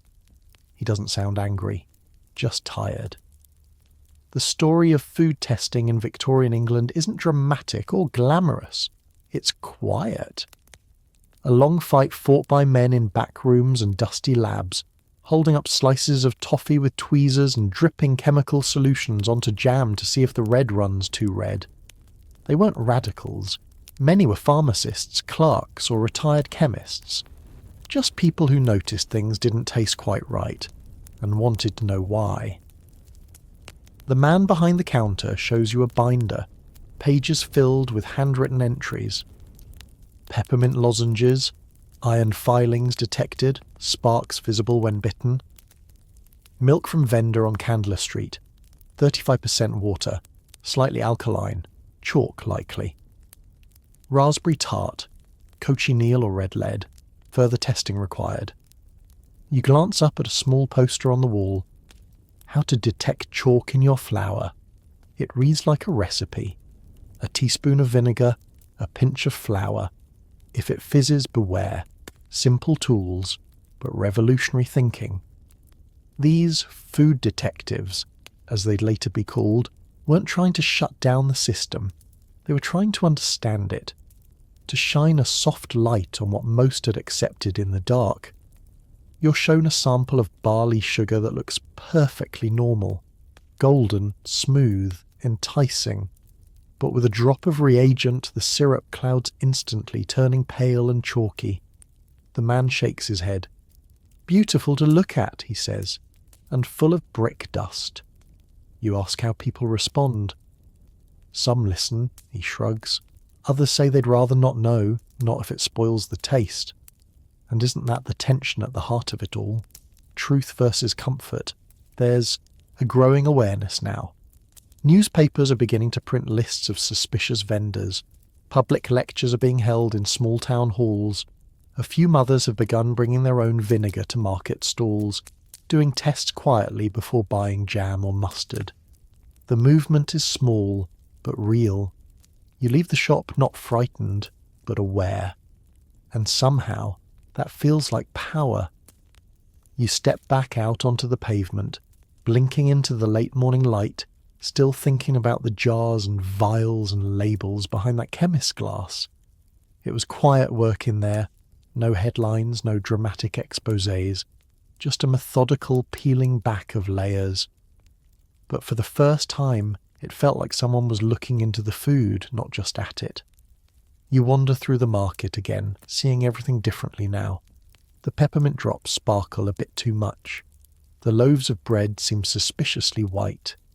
Even the raspberry jam, displayed in the sunlit window of a fancy grocer's shop, looks more like lacquer than fruit. And it hits you. Once you've seen the seams, it's hard to unsee them.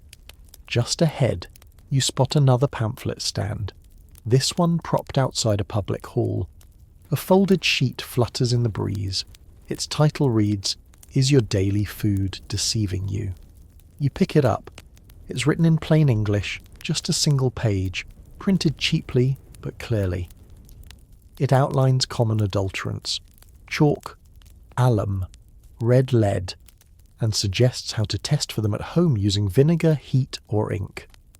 One section advises, if a sweet smells like varnish, it likely contains essence of pear drops. If your tea leaves stain your fingers black, they may have been used already.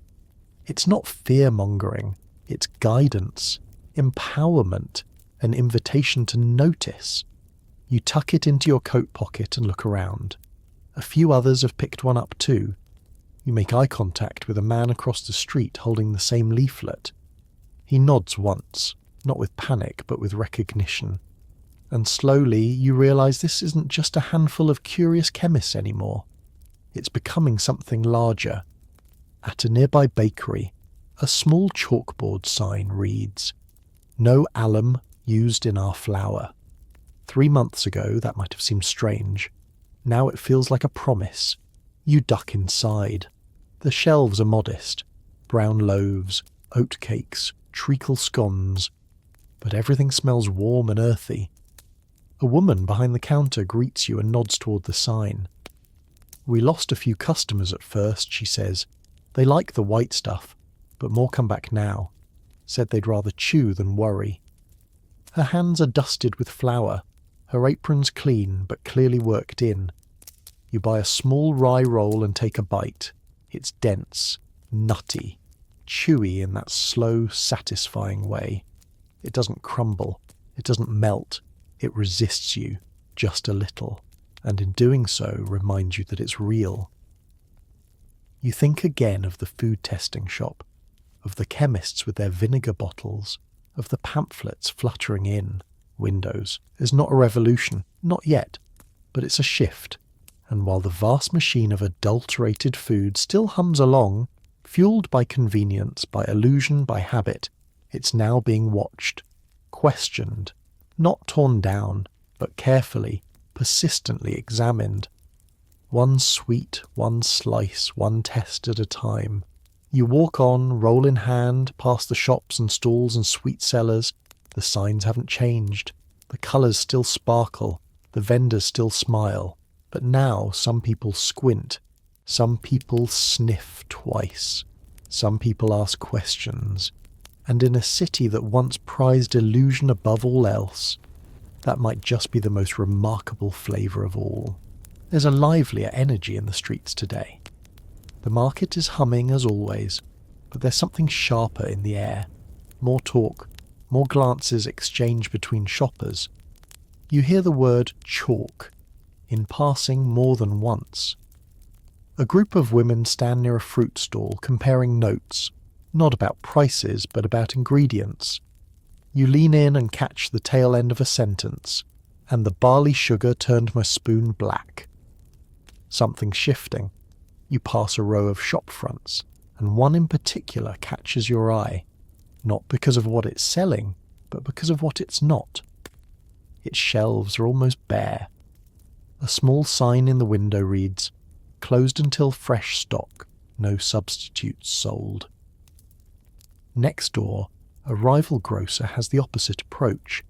His displays are bursting with breads, jams and sweets, all priced temptingly low. A mother and child pause in front of the window. The mother hesitates, then moves on. You follow. The quiet battle between honest food and clever fakery has begun to reach the open air. It's no longer whispered in the back rooms of chemists or scribbled in inspectors' notes. It's out here, where anyone with eyes, a nose, or a slightly uneasy stomach can take part. But that also means competition is heating up. You duck into a small grocer's shop that smells strongly of treacle and flour. The owner is cheerful, wiping his hands on his apron as he arranges tins of condensed milk. "You're in luck," he says. "Got a shipment of barley flour in. Real stuff, too." You ask what's in the fruit drops beside the till. He smiles, but this time a little more cautiously. "Sugar and lemon oil," he says. Then, after a beat, "and a touch of yellow powder to keep the colour sharp. Just enough to please the eye. Perfectly safe, I'm told." You nod because you've heard that phrase before. Perfectly safe. The sort of thing said when someone has nothing to hide but everything to lose if they're questioned too much. Across the counter is a ledger.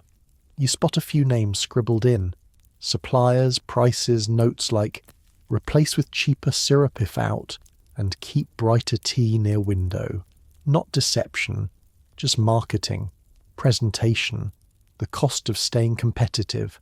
You ask if business is good. Busy enough, he says. But people are pickier now. They tap the bread, smell the sweets. Some even ask if I've boiled the milk myself. He chuckles, but there's a note of fatigue in it. I don't mind it, really. Means they care. Means they're paying attention. You thank him and head out again, stepping over a puddle that glints with flakes of sugar and dust. The city feels louder now. Not in noise, but in attention. People are noticing things, asking questions, choosing when they can. But for every shop that adapts, another digs in. 2 doors down, a grocer advertises real tea, imported and pure. You walk in and see bins of loose leaf already tinged with artificial colour, topped with a bit of extra dust for volume. A boy behind the counter scoops you a sample with a wink. Good strong brew, that one. You don't have to test it to know the strength comes from iron filings, not a SAM. It's the oldest story in the book. Honesty costs more, but honesty is starting to sell. As you leave the grocer's shop, you start to see the city with a sharper lens. Every corner of the market is now a kind of test, of price, of quality, of trust. You pass one vendor offering fresh daily custard tarts from a cart, their surfaces glazed to a perfect sheen. But now you wonder, what's under that shine? A dab of egg, perhaps? Or more likely a dusting of yellow colouring mixed into starch and milk to mimic richness? You don't stop to ask. You already know the answer. A few streets over, another kind of battle is taking place. 2 shops sit side by side. One tidy, minimal boasting signs that say things like unadulterated, no additives. The other, brighter, louder, with a window full of glistening jellies, coloured loaves and cut sweets that sparkle in unnatural hues. A woman stands between them, basket in hand. She glances left, then right. Finally she walks into the quieter shop. That's what change looks like. Small, careful, but real. You slip into the busier shop out of curiosity. The shopkeeper is chatting cheerfully with 2 customers as he spoons what looks like strawberry jam into paper tubs. Can't keep it on the shelves, he says. Same recipe we've always used. But you notice the jar under the counter. Beet pulp, dyed and sweetened, with a little apple jelly stirred in. Clever, economical, and not technically dishonest. Strawberry flavoured was never the same as strawberry filled. He spots you watching and winks. Everything's a blend these days, friend. The trick is knowing which way to stir. You buy nothing, but he doesn't seem to mind. He's selling to people who don't ask, and many still don't. Yet just around the corner, you see a stall with a small crowd gathered. A young man stands beside a table covered in simple baked goods. Dark loaves, seed cakes, plain scones. No coloured frosting, no fancy wrapping. Just brown paper bags and a sign that says, "Ask what's in it." And people are asking. He answers calmly, honestly. One woman inquires about sweeteners. "Just treacle," he replies. "No saccharine, no powder." Another asks about flour. "Stone ground rye, local." A man inspects a biscuit, sniffs it, and buys a dozen. The food isn't dazzling, but it's steady. It feels trustworthy. You stay a while, watching the flow of conversation. Some ask out of genuine concern. Others just want to feel a little more involved in what they're putting on the table. The act of questioning becomes its own small comfort.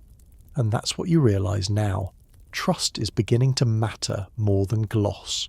Not everywhere, not always, but enough. Enough to make one baker try a little harder. Enough to make one grocer relabel his tins. enough to keep one chemist's vinegar test in high demand. As dusk settles again, you pass a pub where workers sip thin ale and nibble meat pies. You overhear one of them say, "Did you hear they've started testing the vinegar now?" His friend laughs, but not dismissively, more like someone amused by how fast the world is catching up. In a city built on speed and shortcuts, truth is becoming fashionable, not flashy, not dominant, but visible. And that might be enough to shift the scales. One honest slice, one suspicious sniff, one shopper's second thought at a time. The swindle isn't over, but now the customers are watching. As the city wakes to another day, coal dust in the air, shopkeepers lifting their shutters, carts already rolling toward the markets, you walk toward a quieter street. Not the main road where signs shout and prices race to the bottom, but a narrow lane where the windows are smaller, the shop fronts older, and the people, it seems, more deliberate. You're headed to a house you heard mentioned at the chemist's.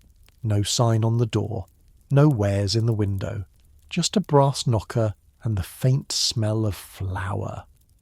A woman answers, aproned, sharp-eyed, and busy, even as she welcomes you in. Her hands are dusted with sugar and spice, and the scent of warm baking clings to the narrow hallway. She leads you through the back, where a table is set with small tins, recipe cards, and rows of folded leaflets with titles like "Don't be fooled by a shiny loaf" and "How to tell cochineal from copper." She's not a scientist, not a grocer, not a politician. She's a widow with 3 children and a passion for knowing what goes into her food. And over time she's become a quiet storm in the neighbourhood, handing out guides, sharing tips, even hosting weekly gatherings where housewives and boarders swap knowledge like recipes. You sit as she slides a tray of spice buns from the oven. No gloss, no false shine, just soft brown crust and a dusting of real sugar. "People thought I was mad at first," she says, wiping her hands, "asking what's in the jam, sniffing the bread before buying, but then they started noticing too. It began with her daughter's cough," she tells you, a persistent tickle that never quite left. The doctor said it was nothing, but after switching milk vendors it stopped. That's when she began asking questions. Now she keeps a log, vendors she trusts, products she avoids, which stalls add starch to their cocoa, and which meat pies change colour too quickly. Others have joined her. One woman brings vinegar to test flour. Another clips newspaper lists of suspicious ingredients. They meet once a week over tea and oat biscuits to compare notes, trade safe recipes and write letters to shopkeepers, to local councils, even to the editors of small papers. None of them scream, none of them march. They just document, ask, share, and it's working. She shows you a letter she received last week from a nearby grocer who stopped colouring his sweets, not because of law, but because of her customers. They were asking, and he got tired of explaining. You smile. There's a warmth to this kind of activism, practical, polite, persistent. It's not about outrage, it's about agency, about knowing what's on your plate, about helping others do the same. She hands you a folded paper, "How to Spot Real Tea," and slips a biscuit into your hand as you leave. And as you walk back toward the bustle of the main road, it occurs to you, not all change begins in Parliament. Some of it begins around kitchen tables, with flour-dusted hands, with one woman asking one question, one market morning at a time. You tuck the biscuit into your coat pocket and carry the folded paper with you, its corners already soft from the heat of your hand. How to spot real tea. A few weeks ago it might have seemed odd, fussy perhaps, but now it feels like armour. Back on the main road the contrast is stark. Shop windows glitter with coloured sweets. Loaves shine beneath glass. Tins promise pure, fresh, authentic. But now you know, Those words are decoration, not evidence. It's the quiet habits that hold the truth. Who you trust, what you notice, how you choose. You see more signs of it now. A grocer's ledger left open on a counter, where once it might have held only prices, now includes columns labelled no additive and tested. A baker has set out 2 kinds of bread, regular white and no alum. The latter cost a penny more, but it's selling faster. And across the street a mother is guiding her son through the market. You hear her say, "Not from that one, love. He uses the chalk sugar." Her voice isn't angry, just practiced. It's happening.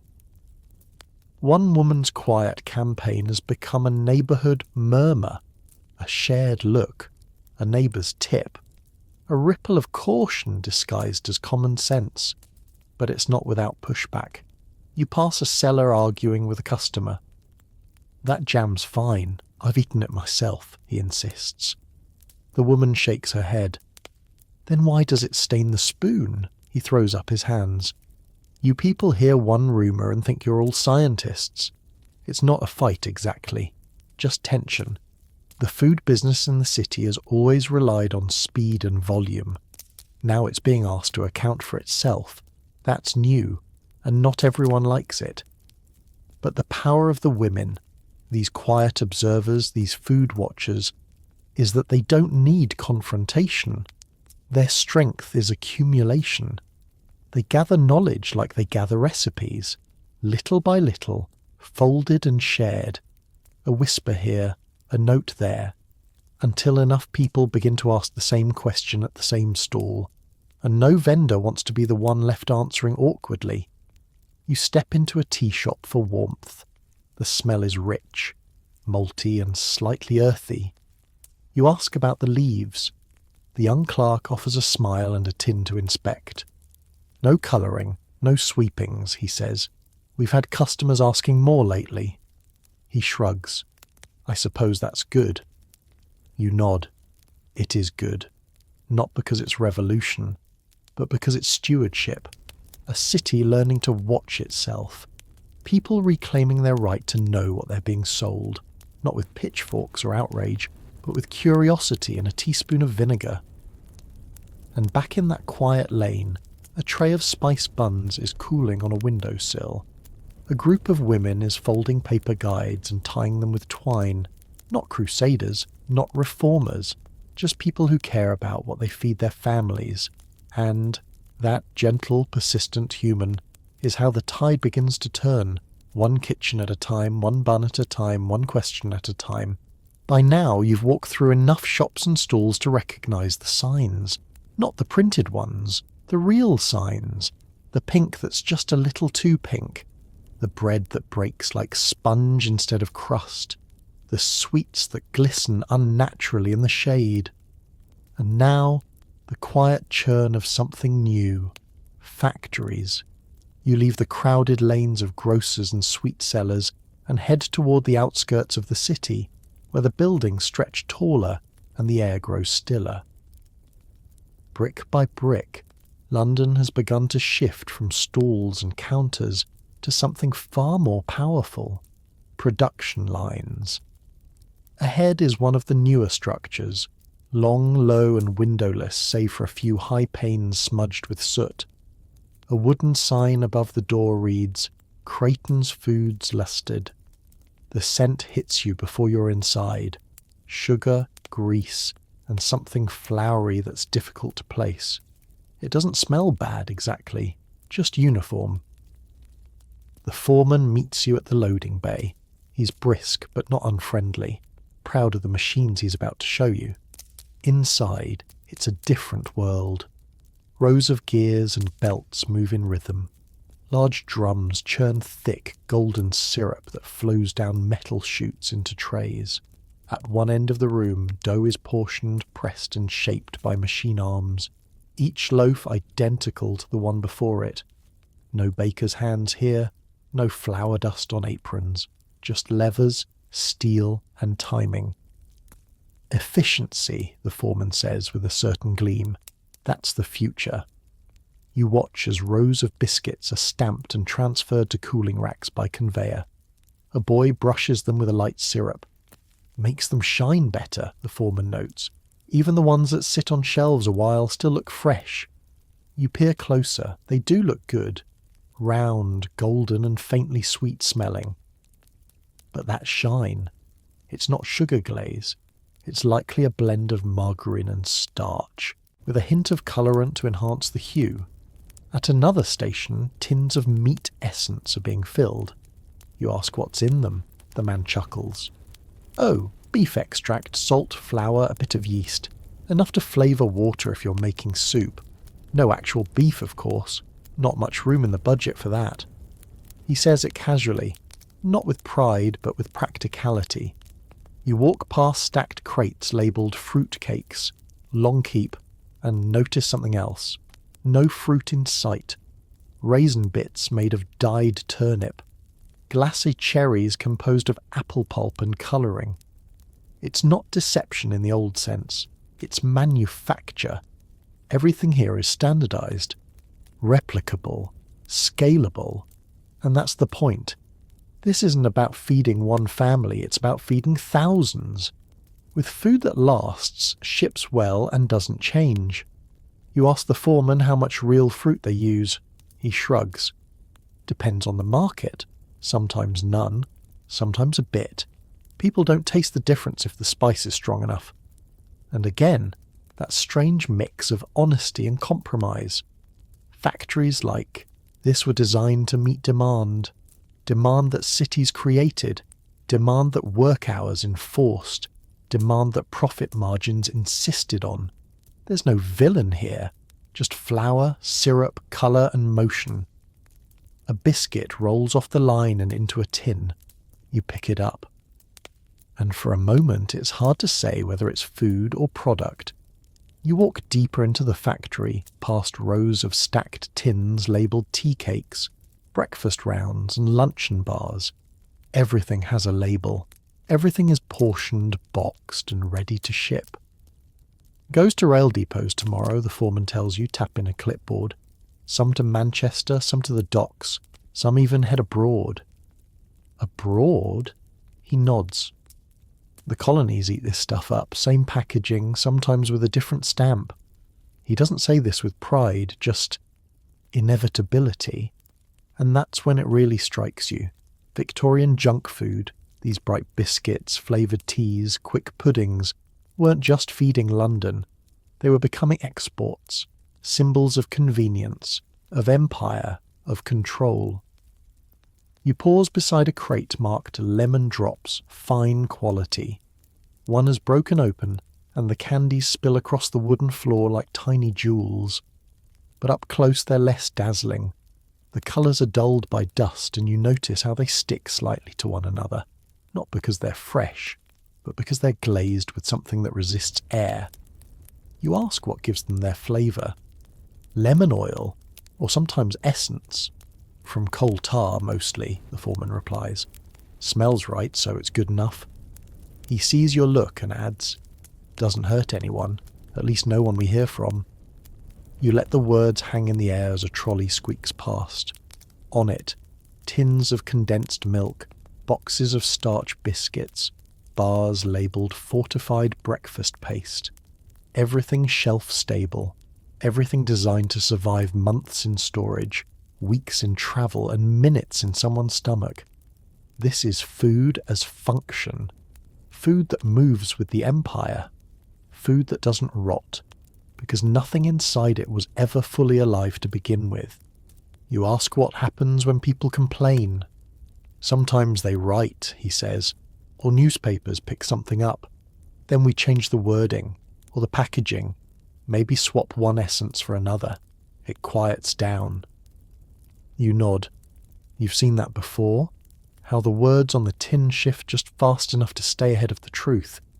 No beef becomes beef-flavoured. Fruit cake becomes spiced cake with fruit essence. Pure tea becomes tea blend. Finest quality. Accuracy dances just outside reach. The workers here don't seem bothered. They chat, stack, stir, seal. Some smile as they taste samples fresh from the line. To them, this isn't deception. It's industry, progress, the miracle of being able to feed so many, so fast, with so little. And you can't help but be struck by the scale. Dozens of people, hundreds of tins, thousands of packages, moving outward like clockwork. Each one holds not just food, but the illusion of comfort, the feeling of fullness, the memory of a flavour. And for millions across Britain, and soon the world, that's enough. As you exit the factory, the air feels different, smokier, thicker. You can still smell syrup clinging to your coat. In the distance, the whistle of a train reminds you that those crates are already on the move. The age of handmade treats is fading. The age of manufactured taste has arrived. The day has grown long and your feet are beginning to ache. But curiosity pulls you onward, this time towards something deceptively simple. A cup of tea. Not a meal, not a treat, just a break. A quiet comfort that everyone, from the factory floor to the drawing room, seems to hold sacred. You turn into a small tea room tucked between a haberdasher and a tobacconist. It's modest. A row of bentwood chairs, chipped porcelain cups, a counter stacked with buns and bread and butter slices. But the room hums with quiet conversation, soft clinks of saucers, steam curling in slow ribbons above every cup. You sit, order a pot of strong, and listen. At the next table, two clerks talk about the week's wages. Behind them, an older couple shares a plate of seed cake and stares out the window in silence. The tea arrives, dark, rich-smelling, faintly metallic. You pour, sip, and immediately feel the familiar jolt, the warmth, the bitterness, the comfort. But then you notice it. There's a strange aftertaste, slightly sour, slightly flat. The colour too seems a bit too dark, almost inky. You swirl the liquid and watch how it moves, heavy, sluggish. You remember what the pamphlet said. If your tea leaves stain your fingers or turn the paper black, they've likely been used and dyed, and now you're tasting that warning. It wasn't uncommon. In fact, it was practically standard. Victorian tea, especially the affordable kind, was often a second-hand product. Sweepings from the floor of warehouses, leaves already steeped and dried again, then recoloured with iron salts, carbon black or indigo to restore their boldness. Some batches even included fragments of other leaves, foreign, bitter, unrelated to Camellia sinensis, all mixed in to fill out the weight. A strong brew? Absolutely. But not in the way people imagined. You flag down the tea room girl and ask gently what blend they use. She frowns. Same as always, loosely from Medley and Sons. Good quality. Folks like it strong. And that was the goal. Strength, not subtlety. For most, a good cup of tea meant one thing. Dark, hot, and fast. If it could hold up to milk and 3 spoons of sugar, it was perfect. And if the colour came from dye instead of the leaf, who would ever know? Especially when most cups were more milk than tea anyway. You sip again, this time slower.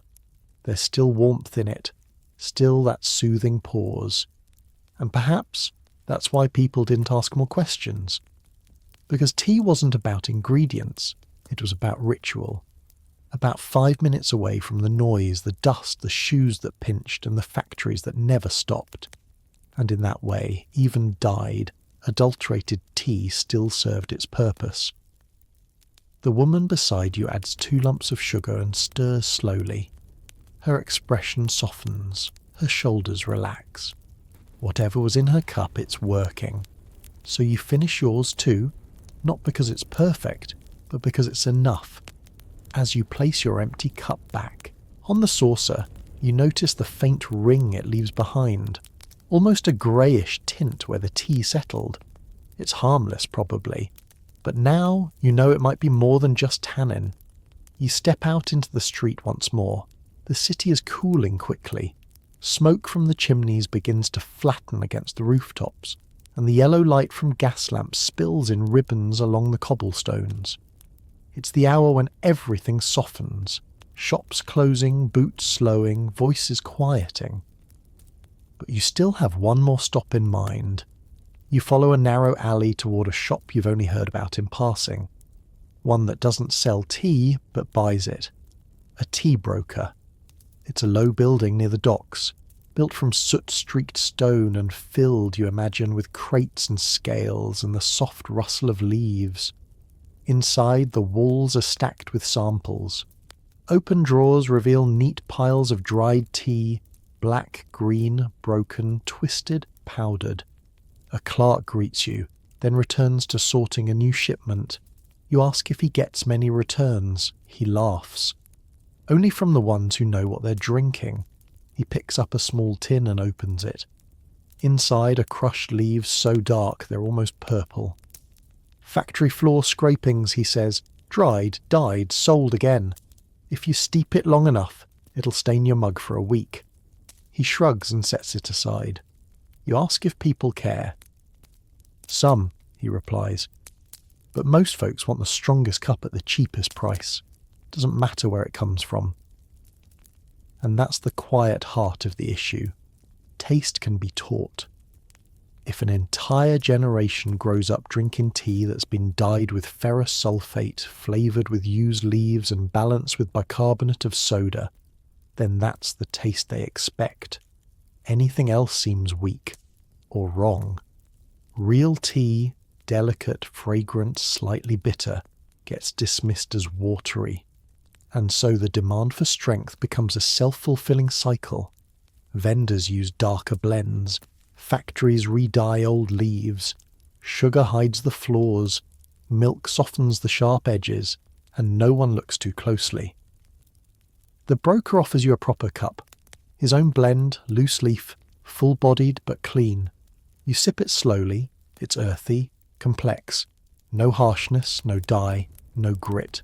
You ask if it sells. He smiles faintly. Not much. Too subtle. People think it's gone off if it's not black as soot. You set the cup down carefully. He caps the tin and returns it to the shelf. Another crate arrives through the door, marked for blending, not for brewing. The machine hums in the back, grinding old leaves into fine dust for bagging. That's what most people will drink tomorrow morning, and likely the morning after that. But now, at least, some will pause. Some will squint at the spoon. Some will ask why their tea tastes like metal, or why it leaves a ring. And when enough people ask, even the strongest brew might finally change. You thank the broker and step out into the evening. The city is quieter now, but in kitchens across the boroughs, kettles are whistling, mugs are being filled, and in every cup, somewhere between the leaves and the steam, is a quiet question steeping. What am I drinking?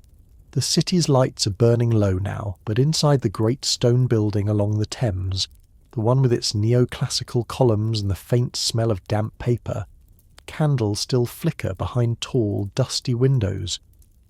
You've arrived at the House of Commons, not for a speech or a protest or a great scandal. Tonight you're here for something smaller, quieter. A session buried halfway down the evening schedule. The room isn't full. A few MPs are slouched on benches, thumbing through reports or muttering into their beards. But at the centre, a man is standing, clearing his throat and holding up a single object. A paper bag filled with barley sugar. This, he says, is what children are buying on every corner of London. A few heads lift. He opens the bag, pours a single piece into his hand and holds it up. Lovely, isn't it? He continues, with a tone that suggests it's not. Tested last week. Contains plaster of Paris, iron oxide, and traces of copper sulfate. Someone scoffs. He turns a page into notes. The white bread consumed daily by our labouring classes, found to contain alum, an astringent known to cause digestive disturbances. Another rustle of paper. The vinegar in half the shops of Lambeth, cut with sulphuric acid. A louder scoff now. "So what?" one MP mutters. "It's vinegar. The poor have eaten worse." You sit quietly in the gallery watching. This isn't a dramatic moment. It won't be printed on the front page. It's not the kind of speech that stirs revolutions, but it matters. Because for the first time, the conversation about food, the one that's been whispered in kitchens and scrawled in pamphlets and tested behind chemist counters, is entering the official record. The man speaking now isn't demanding bans. He's asking for definitions. What is food? What should it contain? Who decides? But the resistance is thick. Is it the government's job, another MP asks, to stop a man from buying a cheap sweet? Would you have us inspect every loaf in every baker's window? Another chuckles. The room hums with polite dismissal. The speaker sits down, and yet, you feel it. The tension has shifted. The mere fact that these words were said in this room makes them real. You glance toward the clerk's table, where a pile of letters has been delivered. Public appeals from housewives, local doctors, food testers, and even school teachers. Each signed, folded, marked with ink and intent. Their words aren't loud, but they've arrived. One letter, still open, reads, "We do not demand luxury, only safety. We ask not for cream, but for milk. We ask not for fruit, but for jam that is not plaster." You leave before the vote. There won't be one tonight. No bill passed, no amendment tabled. But you walk out differently than you entered, because now the conversation isn't just behind the counter, or in the test room, or at the kitchen table. It's in Parliament. And Parliament, slow, sleepy, stubborn though it may be, has begun to listen. Back out on the street, the Parliament building fades behind you like the last glow of a lantern. The gaslight flickers in puddles left by a passing cart. It's quiet now. Too late for deliveries, too early for bakers. But your feet carry you toward another building, smaller but no less important. You step into the reading room of a modest but well-kept borough library. Here, amid the hush of pages turning and boots scraping on matting, another kind of battle is underway. It's being fought with ink, pamphlets, and quiet determination. You move toward a display set out near the entrance. The latest circular from the Lancet Analytical Commission sits atop a small wooden stand, its headline plain but heavy. Results of food adulteration testing, borough markets, October. You read through it slowly. Borax in butter, copper sulfate in pickles, lead in cider, chalk in sugar. Each line lands with a quiet thud, not just because of what's listed, but because of what's not. No brands, no names, just categories and compounds. Enough to raise concern, but not enough to point fingers. And yet, people are paying attention. You notice someone beside you, a man in a shopkeeper's apron, brows furrowed as he scans the same sheet. "Trying to see if my vinegar made the list," he mutters, only half joking. You ask if it worries him. "Of course it does," he says, "but I can't charge more than the man next door. And if he waters his milk, I have to, or I lose the trade." He folds the paper carefully, almost apologetically. We all know it's wrong. But until it's illegal, it's just business. That word again. Business. The shield. The excuse. The chain that binds even the well-meaning to a system that rewards the worst instincts. You leave the reading room with a small copy of the pamphlet tucked in your coat. It was free. Paid for by a coalition of physicians and volunteers who believe education is the only weapon strong enough to change anything. And in drawing rooms across the country, similar papers are being passed from hand to hand. Some dismiss them, some scoff, but others frown. Others think twice before buying that next jar of jam. Others whisper over the dinner table, "Do you think our grocer adds plaster? It's not revolution. It's not even reform. Not yet." but it's awareness. And awareness is sticky, it clings, it lingers. Once you've learned what's in your bread, you can't unlearn it. Once you've read what's in your milk, you taste it differently. And eventually that discomfort becomes demand. You pause at a newspaper vendor as you pass. Behind the broadsheets about the Crimean War and Queen Victoria's court is a slim, folded handbill. You unfold it. What's in your supper? A guide to safer buying, with advice for housewives, boarders, bachelors and working cooks. It's not Parliament, but it might just reach farther. Because if Parliament listens to letters, the market listens to feet. And if enough people stop buying poisoned sweets, or bleached bread, or green pickles glowing with copper, then even the most stubborn shopkeeper will notice. You tuck the handbill away. Just as church bells ring midnight across the rooftops, the city sleeps, but the questions do not. The following morning begins not with bells or engines, but with whispers. In the narrow lanes of Covent Garden and Clerkenwell, in the stalls of Spitalfields and the chatter of Smithfield Market, something strange is stirring. Not protests, not speeches, just murmurs. You stop by a greengrocer's stall. A woman is holding up a bunch of parsley, rubbing the leaves between her fingers. Her brow furrows. "It's too green," she mutters to the man behind the cart. He shrugs. Fresh is what you asked for, but she doesn't let it go. Fresh, yes, not dyed with copper. The grocer blinks. "You been reading those papers again?" She doesn't answer. She puts the parsley down and walks away. You trail behind her through the market and begin to notice more of the same. A butcher defending the weight of his sausages, a cheesemonger explaining his brine, a flour merchant grumbling as a customer holds a pinch of white powder up to the light. No yelling, no boycotts, just eyes looking more closely, mouths asking more questions, and it rattles the vendors, because for decades they've relied on one simple truth. No one asks. No one looks too hard.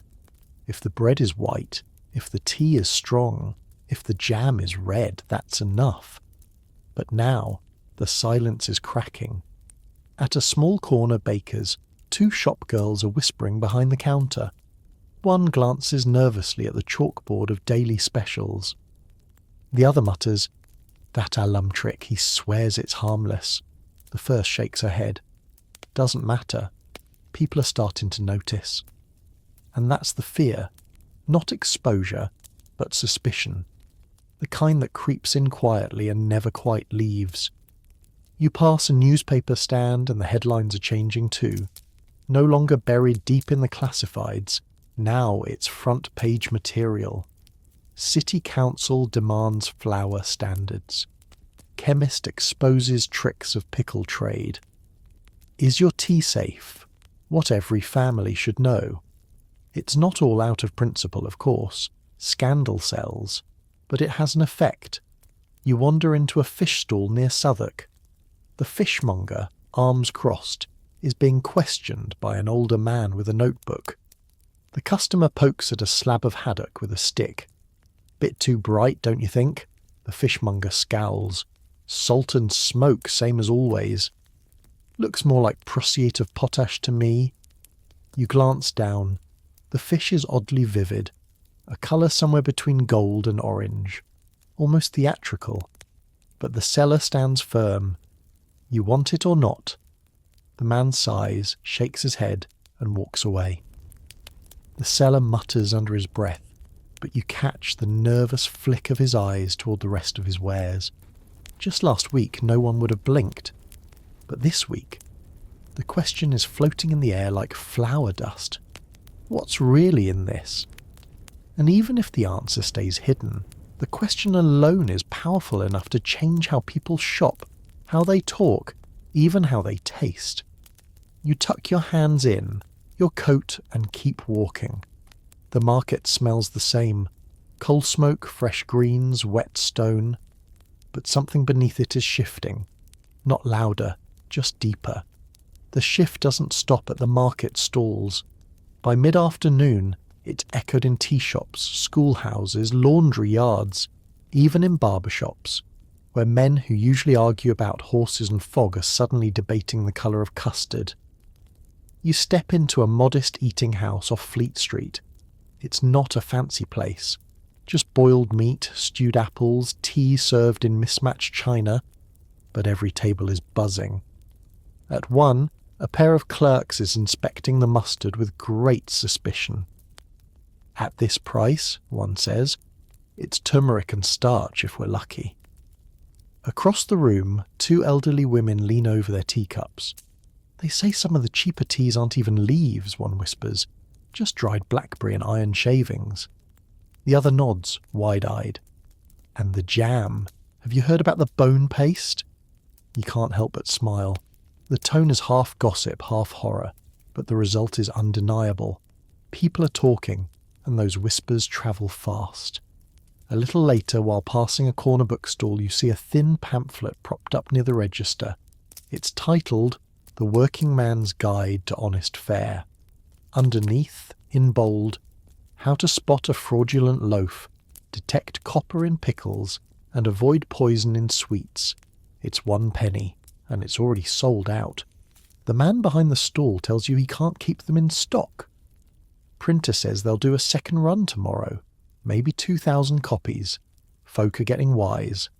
You nod, thinking back to the letter on the clerk's desk at Parliament. We do not demand luxury, only safety. That same quiet plea is now rolling through alleys and shop fronts like an underground river. And some vendors, those with cleaner wares and a bit of pride, are catching on. At a bakery in Bloomsbury, a small chalkboard reads, "Bread made with water, flour, yeast, nothing else." It's not fancy, not ornate, but it's a declaration. Inside, the shelves are still half full, but the baker looks hopeful. Honest bread doesn't puff like the rest, he tells you, doesn't stay snow white, but I'd rather lose a few customers than sell poison. You ask if it's working. Some days, he says, wiping his hands. Other days, not yet.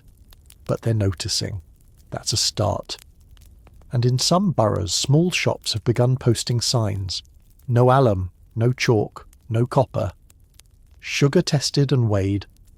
Tea imported from India. No sweepings. They're not government certified. There's no badge, no system, just promises written in chalk banking on trust. But for the families walking home after a long day, tired and cautious, those promises matter. You pass a mother pointing out a sign to her young son.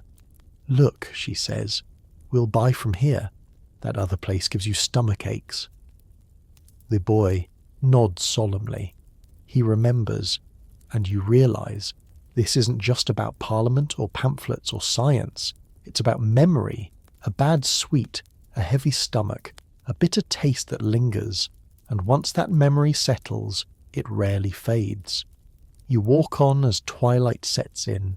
Shadows stretch across cobblestones. Shop shutters begin to close. Gas lamps hiss to life. But the day isn't done, because the city, loud, dirty, overwhelming, is learning to taste its food again. And once you start tasting, really tasting, you begin to wonder what you've been swallowing all along. Night has fallen again in London, but the city hasn't quieted. It's shifted. You're standing just off Fleet Street and something is different in the air. Not the scent, though the usual fog, roasted chestnuts and river damp still linger, but the rhythm. You walk past a printing house where the windows are glowing late. Inside, compositors work fast, their fingers flying across trays of type, setting the next day's headlines. Lead letters, inked rollers, fresh sheets. It's the heartbeat of a city waking up to itself. You sneak a glance at the press proofs. One bold headline leaps out. "The chemist speaks what lurks in your bread." Right below it, a quote. "The miller may not lie, but the flour does." You smile to yourself. That line will be on every breakfast table by morning. Because now the press has joined the pantry. You duck into a nearby coffee house, and sure enough, the same article is being passed between tables like hotcakes. Young men in cravats quote it aloud. A woman in spectacles marks a paragraph with her thumbnail and shakes her head. Behind the counter, the shopkeeper rolls her eyes. "Wasn't a thing last month," she mutters. "Now everyone's a flour expert." And yet, she's changed her supplier. You sip your coffee, noticing that it's not nearly as bitter as usual.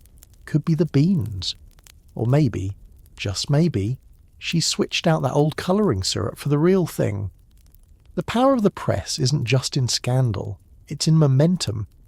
Because once a few papers get a hold of a story, the rest don't want to be left behind. And when it's not just about royalty or war, but you, your loaf, your jam, your family's next meal, that story grows legs. You finish your drink and step back out into the fog. Down the street, a crowd has gathered near a shop window. You move closer and find that they're not looking at a display, but at a handwritten letter posted behind the glass. It's from a local food inspector. He writes plainly, almost apologetically. Of 53 samples taken from grocers last week, 38 were found to contain harmful substitutes. This includes 6 of the most commonly purchased jams, 4 bread loaves, and 2 brands of black tea. The letter isn't official, it's a leak. Someone slipped it to the shop owner, and he in turn has decided to share it with the neighbourhood. There's no riot, no shouting, just a ripple of silence.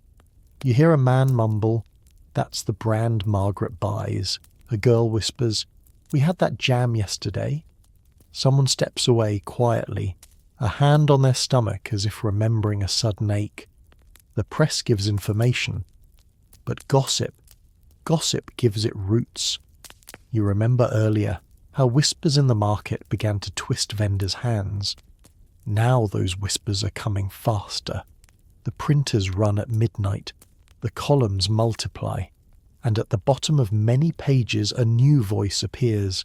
Letters to the editor, real people, real stories, names and streets. One from Hackney reads, "My youngest sickened after a sweet from Mr. Greeley's cart. The doctor found lead in it. Let mothers beware." Another from Whitechapel, "I work the bakery. We use alum every day. I want to stop, but until law forbids it, my wages won't wait." They are short, they are raw, they are unforgettable. You exhale slowly. The truth has left the chemist's lab. It's out on the street now. By the time you reach Soho, the lamplighters have made their rounds. Pools of warm yellow glow puddle on the wet cobblestones, stretching long shadows behind every cart and carriage. And just ahead, through the glass panes of a tiny bookshop, you spot it. An evening lecture just starting. You slip inside and quietly find a seat at the back. It's cramped. Bare wooden chairs, the scent of damp wool, tobacco and ink in the air. But no one seems to mind. Every eye is fixed on the man at the front who stands behind a modest desk with a single oil lamp and a jar of flour. He's not a politician, not a preacher, just a chemist, middle-aged, shirt sleeves rolled up, chalk dust on his cuffs. He dips a spoon into the jar and begins to speak, not with flair but with quiet clarity. "This," he says, holding up the flour, "was taken from a shop on Long Acre. It is sold as wheaten flour, but it is not wheat alone. It contains bone dust, a trace of alum, chalk powder, and a small amount of pipe clay." He pauses. "A mother trying to make one loaf stretch into 2 will feed her children with this, and she may never know why they cannot sleep at night." The room doesn't erupt. It doesn't need to. Instead, there's a soft wave of breath, as if 30 people just remembered what they had for supper. He continues, demonstrating tests, using vinegar to show bubbling chalk, iodine to detect starch. He's not just exposing tricks, he's teaching tools. Because what good is outrage if you cannot act? After the lecture, a woman in a bonnet raises her hand. "What do we do with this knowledge, sir?" He doesn't hesitate. Share it. Share it with your neighbours, with your grocer, with your alderman, and most of all, with your children. The room is quiet again. Then someone claps, then another. And soon the small shop is filled with the quiet sound of hope disguised as applause. You step outside with a small pamphlet he's handed out.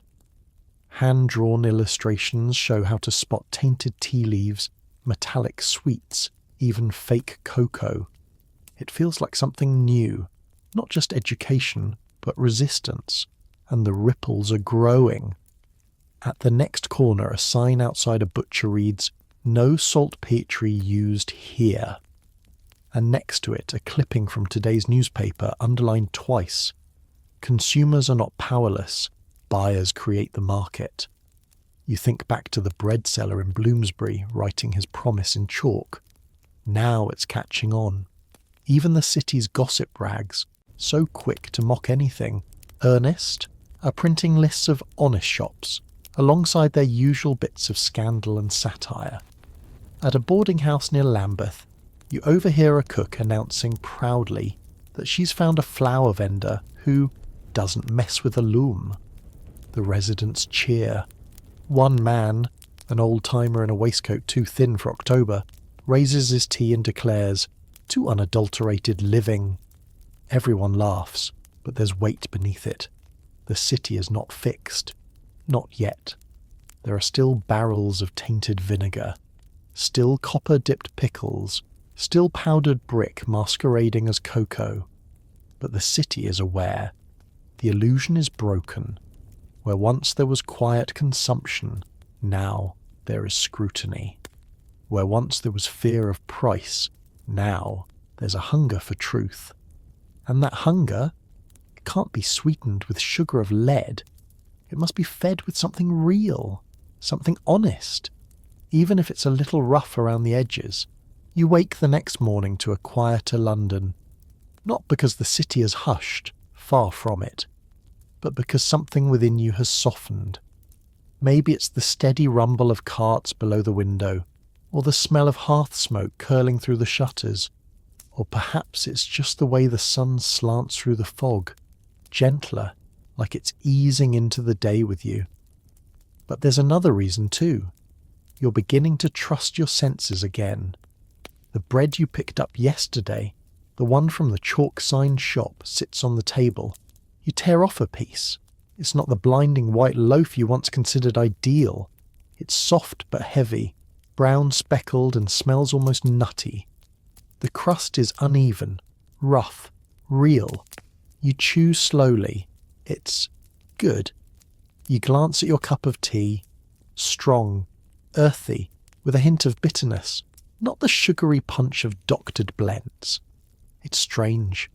With all this newfound awareness, you thought things might feel more bitter. That noticing the deceit in the food around you would make everything worse. But instead, it's the opposite. Because knowing what's in your food doesn't ruin it. It returns it. You head out for the day with a new sort of attention. The usual signs of London life greet you. Coal dust on the windowsills, cabbage boiling in alleyway pots, children darting through puddles in thick wool socks. But your eyes land, over and over again, on quiet new symbols of change. A chalkboard outside a fishmonger now reads, "No yellow dye. Asked to see the gills." At a sweet shop, 2 signs hang side by side. Licorice, 112D. No red lead, no vermilion. Even your local grocer, once notorious for mysterious flour blends, now displays a new tin on his counter labelled "Tested by Inspector Barnett, Oct. 25. It's not just marketing, it's a dance of trust. Because once a customer starts asking questions, the shopkeeper has only 2 choices: explain or lose them. You pass a group of schoolchildren huddled near a market stall. Their teacher, stern but soft-spoken, is holding up 2 apples. One was waxed with resin to keep it shiny, she says. The other was not. Tell me which you'd rather eat. The kids gasp as she slices them open. One apple is dry, the other dripping with juice. They point. They laugh, but they're learning. It's not just adults reading pamphlets and letters now. It's woven into daily life. At a boarding school you pass later that afternoon, you spot a blackboard listing lunch: stewed mutton, cabbage, barley pudding, and at the bottom a note: all ingredients confirmed by Mrs. Harmon. Kitchen open to inspection Thursdays. It's a small thing, but imagine saying that aloud just a year ago. Kitchen open to inspection. You'd have been laughed at. Now, it's a selling point. You sit on a bench near the Thames watching smoke curl from the chimneys, thinking back to all the little moments, how it began with chemists and reformers, yes, but also with grocers who couldn't sleep at night, with mothers who trusted their tongues, with workers who shared stories instead of swallowing them, and how somehow all that stirred the city, not in a thunderclap, but in a murmur, then a ripple, then a tide. And now the tide is turning. Not all at once, not with a grand proclamation from on high, but with the subtle shift of hands changing habits. You walk through Covent Garden as twilight falls. Vendors are packing up, calling out the last of their wares. A woman with arms full of turnips pauses to inspect a sign posted on the wall nearby. It reads, "Proposal for a standard food bill to be read next month in Commons." You recognise the name of the backer, a quiet member of Parliament known more for his fondness for cricket than crusades. And yet, here it is, a real motion, about real food. The conversations of housewives and clerks, bakers and butchers have echoed high enough for someone to listen. You smile, quietly. It took decades. It took poison. It took pamphlets and letters and lectures in cold rooms. It took chalkboards and tin labels and tired bakers refusing shortcuts. But something has begun. The baker on Chancery Lane has raised his prices by a halfpenny and still sells out each day. The grocer near St. Giles no longer stocks the cheapest teas and has gained new regulars who ask politely, "Is this the honest blend?" Even the old pie seller who once boasted of his glowing crusts now mutters, "No dyes, no flour stretchers, not since April." You stop by the river again, same bench as the morning, and watch barges drift down the Thames. The wind picks up, carrying the scent of salt and coal. Behind you, a boy tosses crumbs to the pigeons, thick, crusty bits that look unmistakably unadulterated. No one tells him to stop. You breathe it in. This isn't a perfect London. Not yet. You still hear rumours of bricks in cocoa, of soap sold as cheese, of miracle tonics that are mostly vinegar and dyes. But now, when someone whispers those things, they are met with raised eyebrows, not shrugs, because now people believe food can lie, and more importantly, they believe it shouldn't. That's the quiet revolution. Not a riot in the street, but a housewife walking out of a shop because she read the label. Not a child throwing away a sweet because it tasted wrong. Not fear, but discernment. And that discernment spreads faster than sickness ever did. You lean back as the sky darkens. Tomorrow the papers will run another story, perhaps about vinegar or tin cans, or something no one suspected yet. And someone else will learn. Another chalkboard will appear. Another pamphlet will be passed. Another shopkeeper will weigh the cost of honesty and decide, finally, to stop adding chalk to the flour. And somewhere a mother will slice bread, pour tea, and serve supper with the simple assurance, "This won't make us sick." It took years to ruin the nation's food, and it will take years to rebuild it. But the work has begun. Not with fire, not with fury, with taste, with memory, with the courage to say, "No more." You close your eyes and let that quiet truth carry you into sleep. Let your breath slow now. The city fades into a soft hum behind you. Lamplit streets, distant footsteps. the last roll of a cart on cobblestones. But you don't need to chase the story any further. You've walked through the heart of it. You've seen how something as simple as bread can carry the weight of an entire era. How jam and tea, vinegar and flour, items once taken for granted, became battlegrounds for dignity. And yet, somehow, it was never about outrage alone. It was about care. The care of a mother watching her child sleep after a safe supper. The care of a grocer who chose honesty over margin. The care of a chemist tucked in a cold room, testing sugar cubes late into the night. That kind of care doesn't make noise, it doesn't earn statues, but it changes everything. So now, as you settle into your own quiet evening, know this. History wasn't always loud. Sometimes it moved in teaspoons, in crumbs, in quiet refusals to sell poison, no matter how small the profit. And somewhere, tucked behind all the noise of the Victorian age, was the gentle revolution of people who simply wanted their food to be real. So breathe easy. Let the fog roll gently across your thoughts and fall asleep with this comfort. You know what's in your bread, and that sometimes is enough.